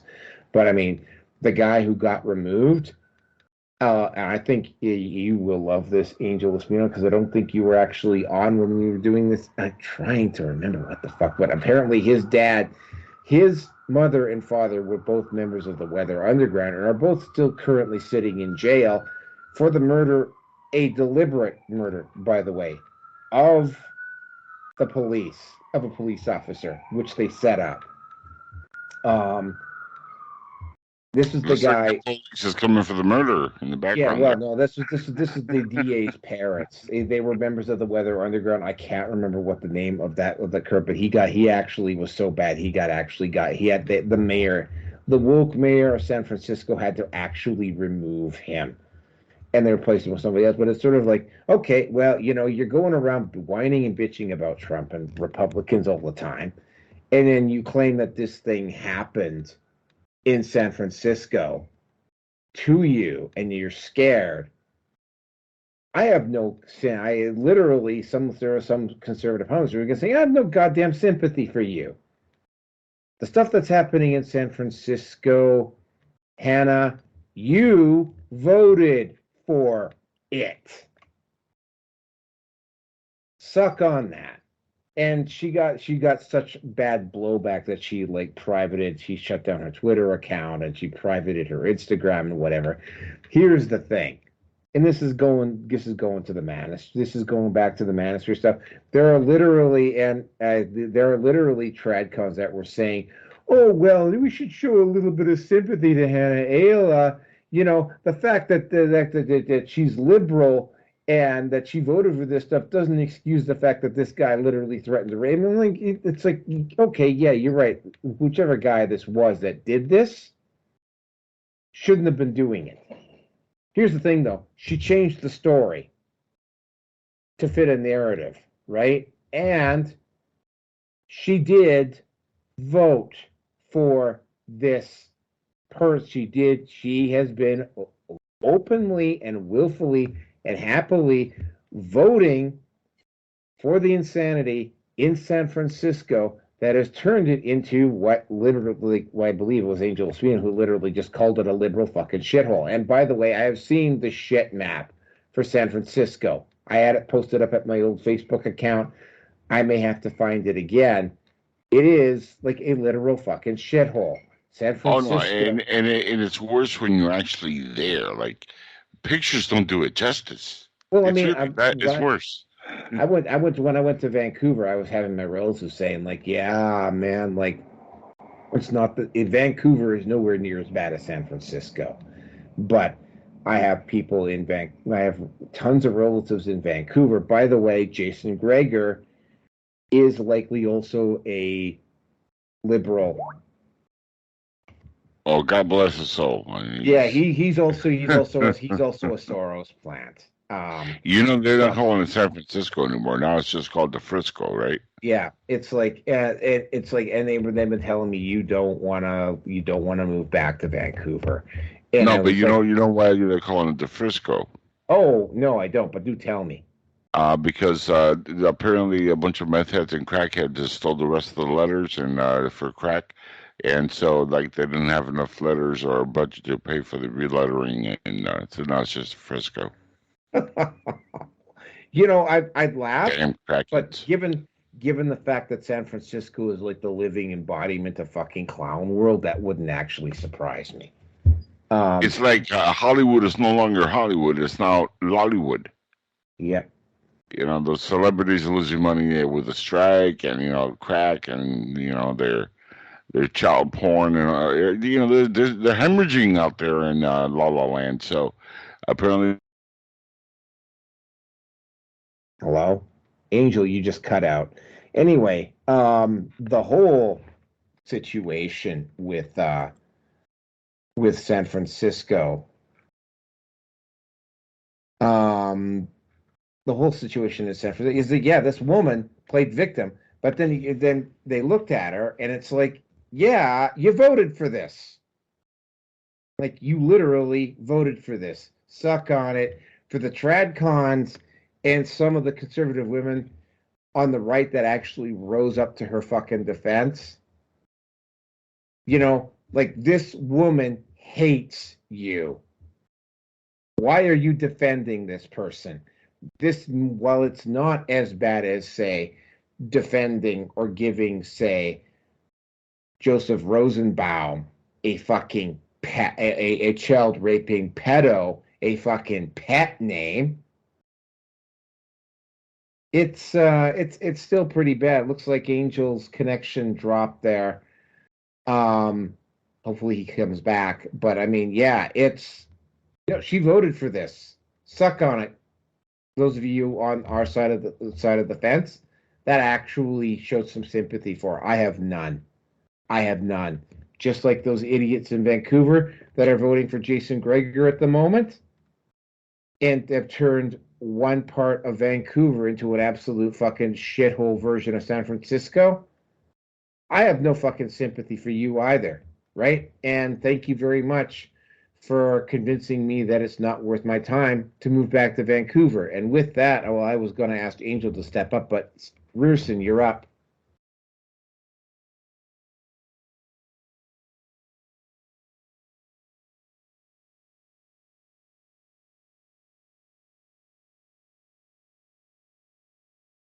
Rearson, you're up. My apologies, gentlemen. Okay. Oh, Angel just up and left. Okay, sorry. I hate to ask this, but what's this topic again? I have to take care of a couple things. Yeah, topic number. San Francisco plays victim. Okay. Sorry about that, gentlemen. My power went out and just came back, and we've been having power issues here. It's been pouring rain, much like the drug, coming across the border. It's hot and heavy tonight. So we've lost power like 8 times, and it just comes and goes. Okay. All right. So, okay, Norika, my apologies for having stepped away here, but I'm usually pretty good down for doing that. So what social policies is she complaining about that she voted in because she's a Democrat? Well, I mean, you weren't listening, were you?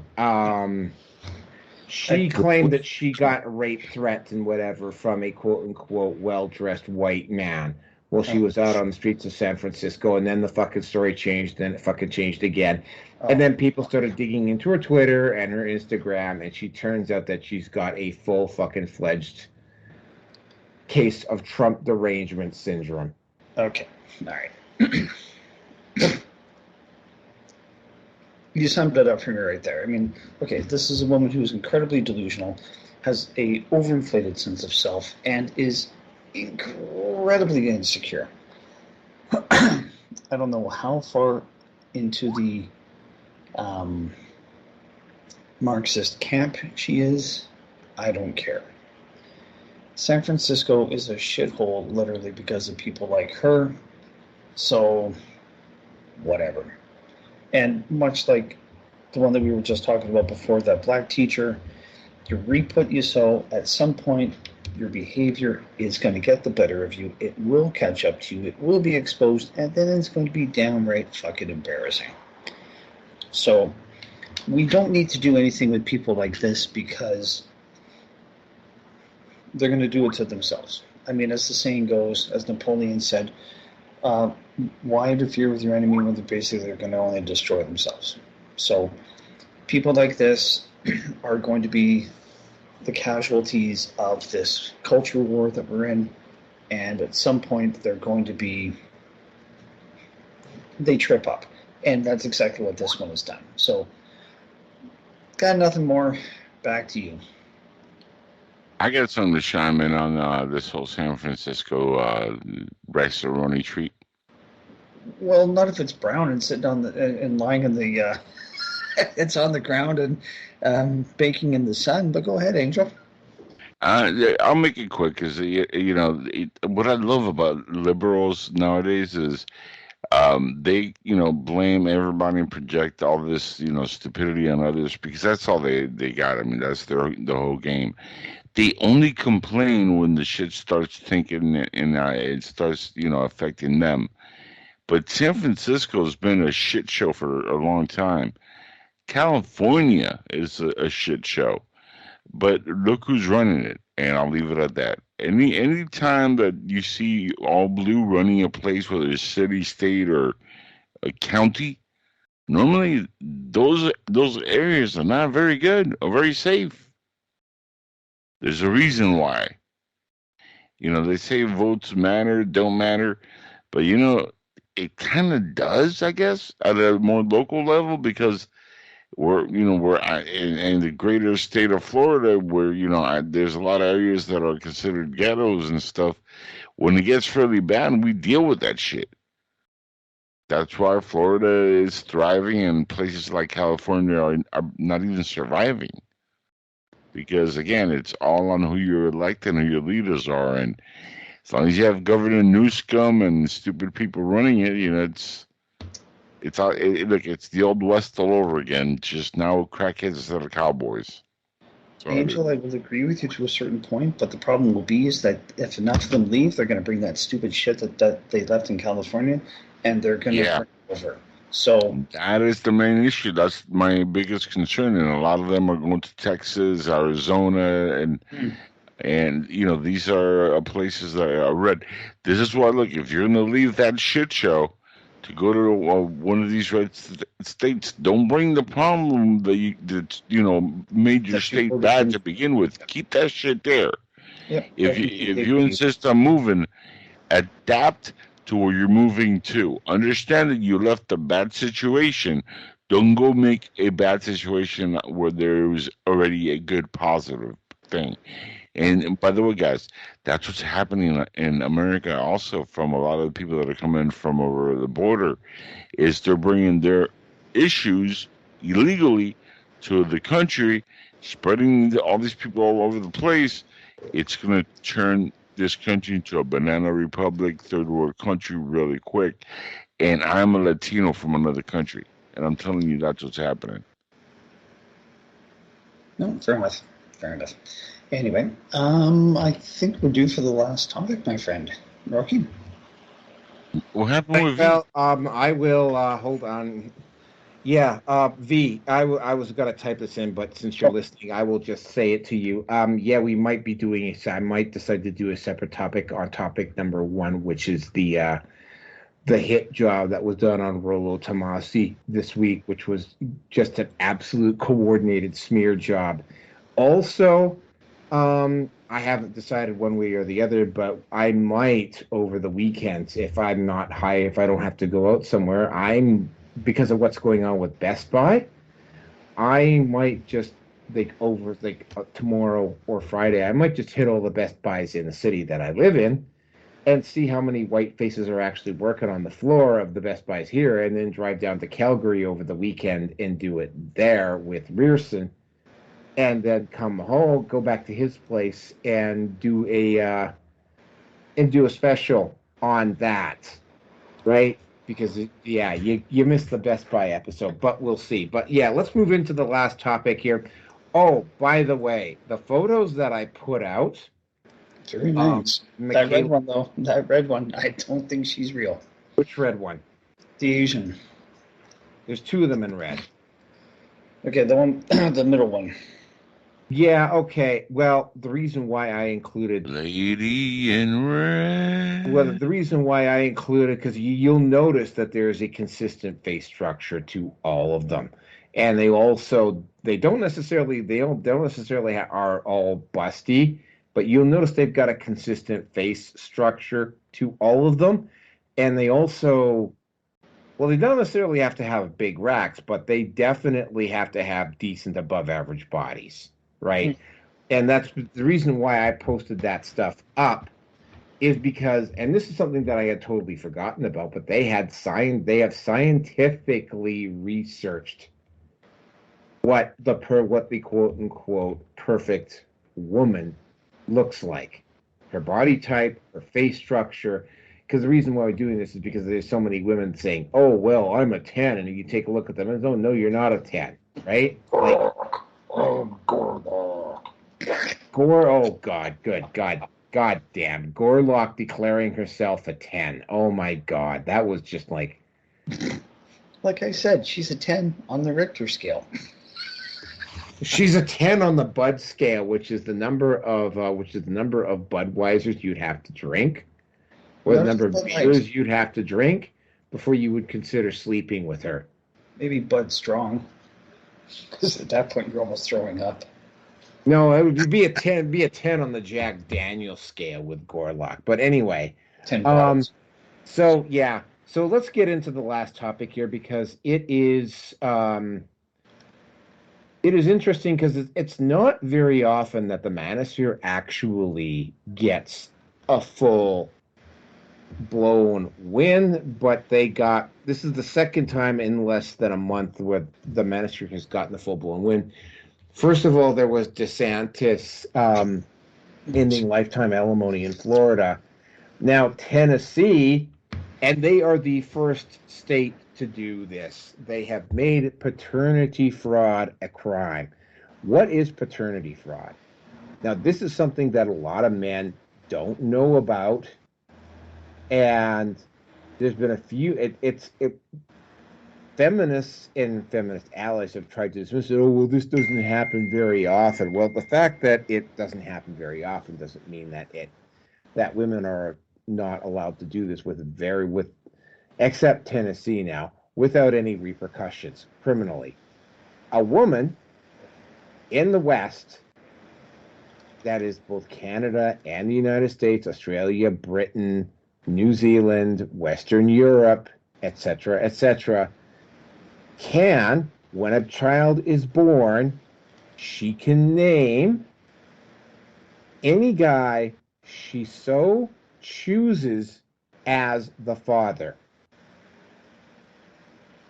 The only way the father can overrule that is that they have to actually take a paternity test to prove that. Again, it very rarely happens, but it has happened. It's been happening at an increasing rate. Apparently, I don't know what the background is, but apparently public male figures with some means. This is almost considered a rite of passage for them, that some woman puts their name on the birth certificate as the father, and they have to go through the legal hassle of doing the paternity test to prove that he's not the father, right? But this is almost a rite of passage if you're a prominent male with cash in the U.S. Literally, I think almost every major athlete. It doesn't. In fact, it happens so frequently that they don't even bother reporting it anymore. Here's the thing: a woman can do this, drag you into court, and again, that whole process, this punishment thing, make you have to fight it, and then get the paternity test. And by the way, throw up as many legal hurdles as you can to prevent the paternity test from actually taking place. And can do this. And of course, most of the time when this happens, it turns out that the significant prominent male is not the father, but it's also happened to enough actual regular guys that it is become a problem. And there is, and I got to emphasize this to both of you and to the crowd that's listening that's not involved in the manosphere, or tradcons or libertarians or whatever, there are, except for the state of Tennessee, there are no criminal laws on the record that specifically address this issue. Tennessee is the only state where this has now become against the law. It is literally the only place in the entire West where it is against the law for a woman to just randomly pick a guy and put his name down on the birth certificate. It is literally the only place. Canada, the United States, Australia, Britain, New Zealand, South Africa, Western Europe, everywhere else. A woman could do this with no legal repercussions. Tennessee is the only place where this is now an actual official. There are other criminal charges that have been brought, but I mean, this is like an actual committing paternity fraud as a crime is actually a crime in the state of Tennessee. Now, if you're a guy and don't like hearing this, I got some news for you, because there's somewhere between there's a lot more as a male that you should know about your rights or lack of them when it comes to child custody, paternity, marriage, etc., etc., etc. I'm glad it happened. It's kind of weird that they both happen like first DeSantis finally outlaws lifetime alimony in Florida, and then the governor signs this bill. Oh, by the way, this bill in Tennessee, by the way, guess which party? And you would think, again, just like we were talking about how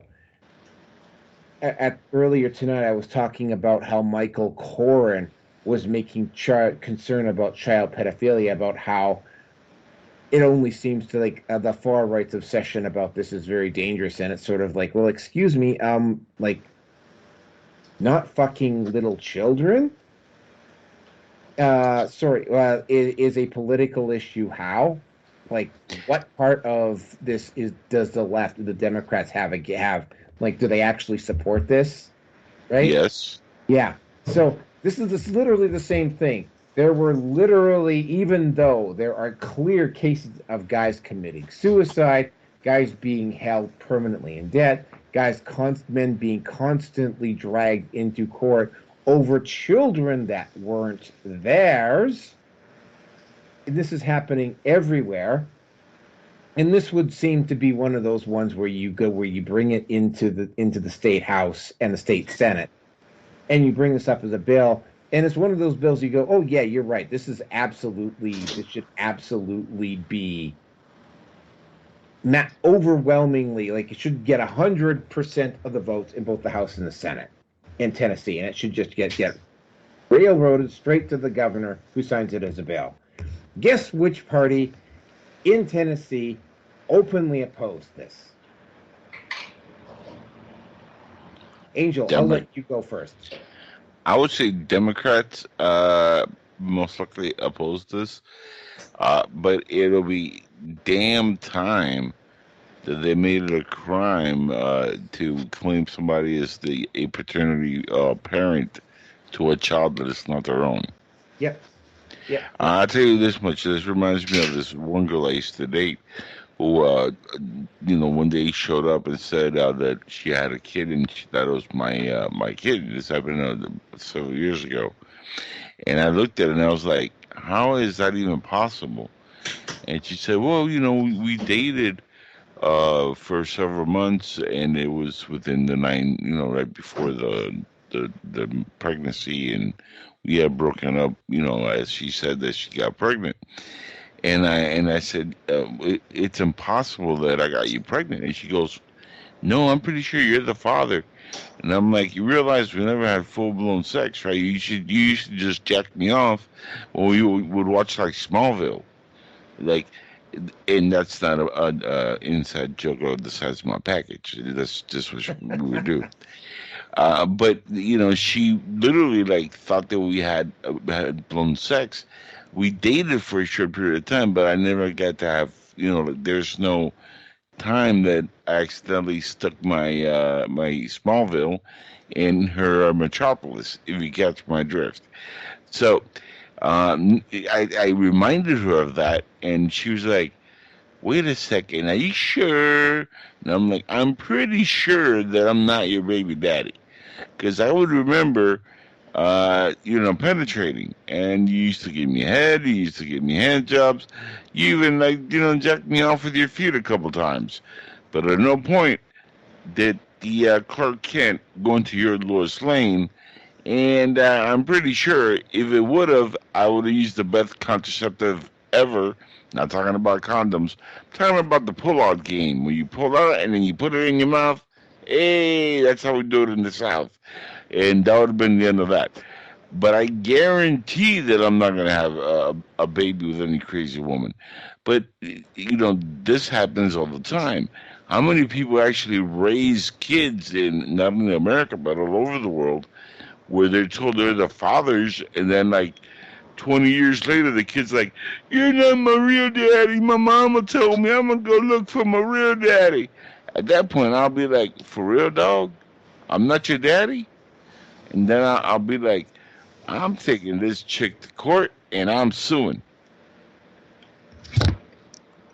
Oh, there's lots of cases where, a dad has, some dad has been responsible for a kid that he thought was his, and it turned out that it wasn't, and paid like 18, 20 years, 21 years of child support to the mom, thinking that the kid was his, and then they find out, that that the kid is not theirs because of some medical issue or whatever. And it's like, yeah, like this has happened more times than I care to count. The whole issue. Yeah, and this is, by the way, this actually happened to an uncle of mine. The uncle was able to get a side on it because he actually had like work hours from the time that he was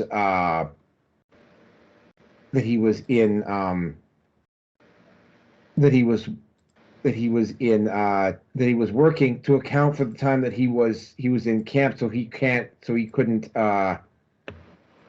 Come on, man. He could not have been the father, right? But yeah, somebody she tried to claim that he was the father. Yeah, no, V, that's not my type of woman. Because let me take a wild guess here. Was he into like chicks with pogo sticks down there? Well, no, he wasn't.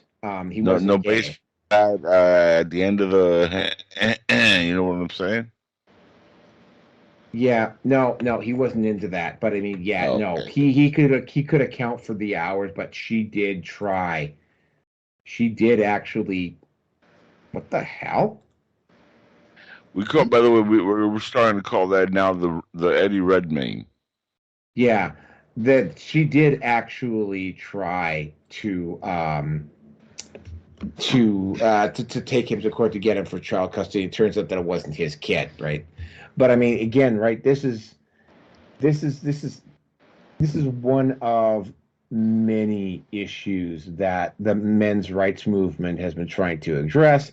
This is also one of the biggest reasons why MGTOW, because, like, I mean, right? It's like MGTOWs keep going on and on and on about how almost any interaction with a woman basically and effectively hands a woman a loaded gun that she can turn and use on you, or hand it off to a lawyer or to a cop or whatever to have them use it on you at her discretion. So even if you don't sleep with a woman, she can still claim that you're the father of her kid, and you still have to take it to court. You still have to get the DNA test and blah, blah, blah, blah, blah, blah, blah, blah. And they've got legal hurdles. Lawyers that specialize this have legal hurdles that they can put in place to make that difficult, right? That is incredible. So, in other words, even if there's absolutely no way possible, you still got to go through all that mission. Yep, you still have to go. Yeah, the process of punishment. So, I mean, so Tennessee is literally the first place in the entire West where there is a specific criminal charge if a woman attempts to do something like this. You would think that this would be an issue that would have been addressed a whole lot sooner, but it hasn't. And by the way, when it comes to child custody and paternity and whatever, if you think that's the only thing that's going on, boy, have I got some news for you. Anyway, Angel, you already have you got anything more to add? Because you were kind of like jumping in while I was sharing. Well, no, I was just echoing what you were saying, and amazed at the fact that it's taken this long for any state within the U.S. to make that a crime. Because I mean, this seems like a no-brainer. By the way, lifetime alimony. Sorry, go ahead. Lifetime alimony in Florida. It took 4 attempts to finally get lifetime alimony. And by the way, Florida is the only state that has done that. It shouldn't take even 4 attempts. I mean, this should be like a nationwide thing. I mean, this is a no-brainer situation. If you're found that you're lying about a paternity, charges should be brought up against you. Like, by the way, I'm surprised nobody picked up on the Eddie Redmayne comment earlier. Oh, I did notice. I just don't have enough knowledge about Eddie Redmayne to comment on it. I heard of him. The whole purpose of me dropping that, Eddie Redmayne, remember he was the Danish girl. Oh, yeah. We call that an Eddie Redmayne. That's when you become the Danish girl. Like all these dudes in women's sports now, they're all Danish girls. Yep. Anyway, Rearson, we're done for tonight. So take this longer than expected episode out. Yep. I was quite surprised. As Angel has said, as has been said tonight already between the two of you, this is long overdue, and in fact, this really should have been implemented, 10 years ago, 20 years ago. But then again, I mean, you're talking to someone who went out of his way to have a vasectomy because I have a genetic condition. So I was not really too worried. Not that I was firing my blanks all that much in Banff. Good God. Bow Valley at the time, and I think it still is, one of the highest places of STDs, eyes, whatever you want, whatever. Oh, that place, it's always going to be that way. Yeah. There's even videos on YouTube about how bad it is in Canadian resort towns. Continue on, though. Is that what they mean by Canadian bacon? Almost, yeah. I'm not going to say, if you think Banff was bad, you should have seen what was going on up in Lake Louise. Good God. Well, this might turn V's crank as well, too, but in the Bow Valley, there's something called Banff butt, or mountain ass. And I've seen it with enough women that went there that were quite fine looking. And then the lifestyle, whether it was too much exercise, hiking, the food, and especially the alcohol. And it just goes right to their ass. Oh, man, we got a place down here called Palapinga. I am? It's a restaurant called Palapinga. Well, I'm not kidding. The Spanish name is Palapinga. And you go there and you eat. Well, I don't mind. I don't mind a nice ass on a woman. Just the pictures that the women that V showed, which by the way are not 10s. They're 10s in their mind. They're not quite 10s on the Richter scale, but give them another few years, they'll be well headed towards that. Especially that second last one. Again, I'm just gonna say this about this sort of situation. The women that I picked, they actually back in the 80s and the early 90s, they actually took photographs of the 50, what we considered the 50 most attractive women on the planet. Yeah. And they morphed their body and face types into what would be considered ideal. And they've done it a couple of times since then.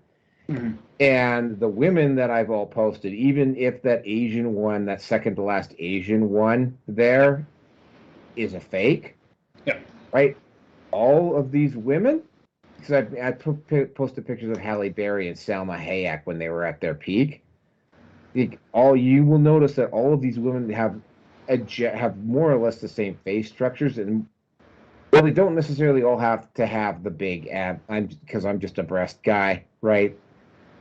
But I mean, yeah, like you'll notice that, like even though there are different ethnicities, they all have that same face structure to them. Fair enough. I mean, I don't see it per se. I see a beautiful face. I see a very, very beautiful woman. The body type, yes. I mean, yeah, we're getting off topic. I'm going to go back to the... Anyway, yeah, get paternity fraud. Yeah, finish this out. Yeah. I mean, how many times have we been complaining about women that's like, well, I want equal rights. I want equal pay. I mean, fuck, Bill Burr. Yes, do you know what that extra $1 per hour for that is? That's the danger pay for me being a guy. And there's one skit where he's mimicking, that he's getting stabbed by a guy. He's like, yes, he does have a knife, I mean, you want the equal pay, ladies? You go out into the oil fields. You go out onto the job sites. You go out and you put your life potentially in danger every day. I mean, I should be dead because I broke my femur into 3 pieces. How it missed the femoral artery, I don't know. Obviously, I'm here for a reason. And, but that's the kind of stuff that they don't want to do. And overall, by and large, they don't accept responsibility for the shit that they've done. Not to say that men don't. But again, my experience with that Chinese toxic cunt. I lashed out her last year. I sent her an email, and it came down to, it's like, you accept no responsibility for what you said to me because I was drunk. Like, and I threw that at her, and I don't know if she read the email or not, and I don't really care at this point. But it came down to it being that you use that like it's your get out of jail free card, so you can do or say whatever it is that you want. But I was drunk, so you're gonna have to kind of forgive me for that. Fucking no, lady, no. What the fuck's going on over here? Hold on. All right, the police is coming back trying to get rid of him. I think they're after him. Apparently, they found some pictures on his computer. It had something to do with animals. And the gimp suit stuff, man. I told you to get rid of that stuff. Yeah, apparently he likes dressing in furry outfits and taking pictures of animals in very peculiar positions. And the police are onto him. So what you heard there, gentlemen and ladies, is they're coming for the rearsome. And okay, sex with animals is actually legalized now in Canada. Well, of course it is. Trudeau's in power. What were you expecting? That makes perfect sense. Trudeau. Hey, he's a closet Muslim, but we'll leave that alone. Anyway, but getting back to that female, I mean, that night that she emasculated me, she humiliated me, and I was embarrassed. It was the worst night that I've ever had, and period. And I sent her the text, and she basically just said, well, I was drunk. Like, fuck. Whatever. So she's got her own world to deal with. I will laugh at her if I ever get a chance to see her again. But I won't. But this is, shall we say, the stereotypical women not accepting responsibility for themselves. So the women that will randomly put some guy's name on the birth certificate of the kid, yeah, I don't have a problem with you enjoying yourself. You want to go fuck your brains out, fine. You're going to hook up with a guy that's not going to be terribly responsible, or you don't want to be with him because he is too responsible. You know what? That's your problem. That is absolutely your problem. They figure that there's at least a third of births, at least I'm sure, are, it's not the guy that, it's not the biological, the father on the birth certificate is not, at least a third of the time, is not the biological father, at least. And let's not, if we're going to go there a little bit further, I mean, how many wives get a case of baby rabies and they'll do whatever it takes, and if they can find a guy that looks like her husband, maybe he can give me what I need. I mean, fuck. Heart, the band, the rock band Heart, they made a song about this. The woman was a bitch in heat. She picked up the guy. They fucked themselves silly that night. She got pregnant, then she ran into him later on, kind of just, leave me, stay away, because I've got the illusion of what I want, and it's going to hurt my husband. So this was inevitable. Like, this really was inevitable. Now, what I understand, though, is that this is right now in the beginning stages of the legislative process in Tennessee. It hasn't been passed yet. I could be wrong, but I believe that's because I was listening about this with Joker, Better Bachelor. And I think he said that it hasn't been passed yet. It's just right now it's going through the legislative steps. And once this starts, once this sets in, what happened is mentioned here with stopping the alimony for life, or the debt servitude for life for men, typically in Florida, that will catch on to the rest of the civilized world. And if Tennessee doesn't pass this law, I can guarantee you, maybe it'll be Texas. Maybe it'll be North Dakota or South Dakota. It could be Montana. Who knows? All it's going to take is for one person to stand up, to get the attention, and in the other legislative bodies in the Republic, at some point someone else will do the same thing, and it will catch on fire. I won't be surprised to see this in the typically red states, and will probably be the purple states as well, that'll probably catch on.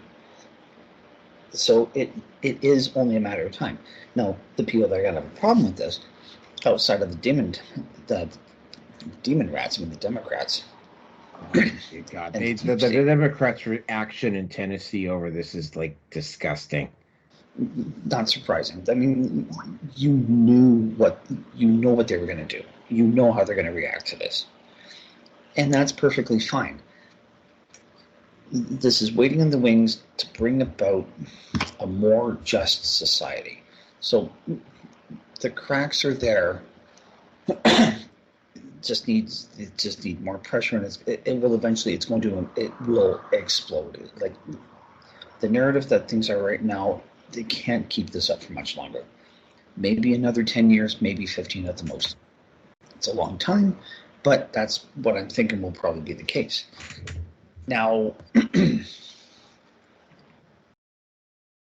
I have absolutely no problem with this legislation. In fact, I do quite like it, because they have to put a stop to this shit, because it's wrong on so many levels. But again, women have to accept responsibility. If you want to be equal partners, then you have to take equal responsibility right down the fucking middle. If not, great. Then eventually things will or likely to go back to being more of a provider and a dependent relationship. Maybe, maybe not. All I know is that right now, I'm going to a wedding in November. Marty, we had him on the show once. I'm the best man. I'm close to walking away completely in my relationship with my spouse. And I am in no state of mind or emotions to even think about wanting to be in a relationship with a woman. All I need a woman for is once a month, half an hour to an hour at the most. That's it. And what the cost is for taking a woman out for dinner, fuck it. I'll pay for the fuck it. Let's fucking get it over with. And that's it. And I have no qualms about that. No qualms at all. And I'm at least honest about it, unlike some people, unlike most people may not be. Judge me, that's fine. Guess what? Don't care. So I may have to ask Marty some very pointed questions if he's going to get married. I'm thinking this should be a new standard if a guy's going to get married. Like there's this list of issues that he needs to be, there's some boxes that he needs to be checking off. Do you have a prenup in place? Is all of your stuff registered in your name and stamped? Do you have an exit strategy in case the fucking marriage goes south? And some of them go south really fucking fast. Do you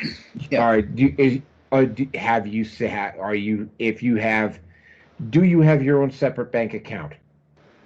And if you do have a joint bank account, do you have a prearranged? I hate having to. I really would hate having to do this to Marty. Yep. But the stuff that he leaves out now, if the marriage goes south, in Washington State, where I'm guessing he lives, or is he still in BC? No, he's in Washington State. If he's in Washington, I believe they got lifetime alimony in Washington State. Oh, and he makes about $90,000 US a year. Yeah, man, they got lifetime alimony in Washington State. Marty, did you do a fucking criminal background check on this woman? Okay. Yeah, am I pissing you off? Sorry, Marty. Yeah, sorry, Rearson, don't interrupt me, please. I'm speaking directly to Marty here. Marty, did you do a legal background check on? In fact, I want Marty to fucking get when I post this up. I want Marty to listen to this back end. I don't care if it pisses him off. Right? Well, as you know, Naroki, yes, I am doing the background checks for you right now. Marty, did you do background checks on this woman? Did you do a legal and criminal fucking background check on this woman? Well, I put really hands-on on the situation like you wanted me to, so what I did was I dug my toes real deep into this one, and I made sure that I spread the butter all over the place, and I was knee-deep in this one for you, Naroki. Hands-on, baby. Yeah, this sounds really funny, right? Like, is she responsible with money? What are her I don't think so, unless it's Bitcoins. Okay. Yeah. Anyway. I hate having to do this with you, Marty. I do. I really hate raising uncomfortable questions. And I'm not sorry if it's pissing you off, man, because I got news for you, Marty. And you don't want to find this out the wrong way, but maybe you should look around some of go talk to some of the guys that have gone through nasty divorces, right? Like if your marriage goes south and you didn't take these precautions, the whole marriage system in the United States is specifically designed to screw the couples getting divorced, and it is definitely designed to fuck up the man. You can find this out from me telling you, or you can potentially find out the hard way. All right? Do you want to ignore me because I'm stepping on your toes? Fine, dude. Get pissed off at the messenger. Because if your marriage goes south and you didn't take these precautions ahead of time, hey, at this point, you were warned. Sorry, not sorry at the same time.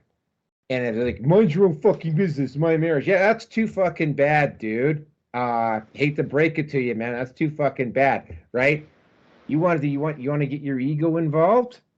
and you want to ignore me because you don't like the message and how I'm specifically telling you, well, you know what? You let your ego do your thinking for you. That's on you, not me. Don't shoot the messenger, man. That's not cool. You don't shoot the messenger. That burns my bubbles. Yep, good luck, Marty. If you don't take any precautions, it's on you. Sorry, Rearson, you brought this up with him. And it's like sometimes when it comes to this sort of thing, you know, I've learned that with a lot of guys that they don't fucking get it unless you take a 2x4 to the fucking head. I will ask him about a few things like, do you have your bases covered if this doesn't work out? You know, like I've literally like with a lot of guys when it's time to be getting married, the only way they'll fucking get it is if there's a 2x4 delivered right across the fucking head. Yeah. Right? Sorry, Marty. You know, it's not just you. It's every other guy that I've tried talking about this to. Right? Some of them get really fucking pissed off. And I have seen one guy who went "fuck you" to me. And you know, he didn't get completely shafted over in child support, but he's let's just put it to you this way, he's not living well at the moment. Yeah, he's not living in lap luxury, and he was making slightly less than you were, but not by much. Well, anyway, I get slave labor, but remember this, guys. It's okay to get pissed off. Just don't get pissed on. Yep. Anyway, that's it. And on that note, I'll leave it at that. That's it, folks. We're done for tonight. Up again, right, Marty? Sorry, not sorry, but that's it for those of you who don't know. I am at Patreon as Naroki5. I'm a subscribe star as the Red Pill Nation. BitChute, Rumble, Odyssey, MGTOW TV, Facebook, MeWe, Minds, Gab, Getter, and TLB Talks under various versions of Naroki5. I have actually made my stuff on YouTube public, but I'm not going to announce. That's just there as a backup. I'm not going to be using that as a. DeSantis, I'm going to announce it. All right, so that is it. That is it for tonight, folks.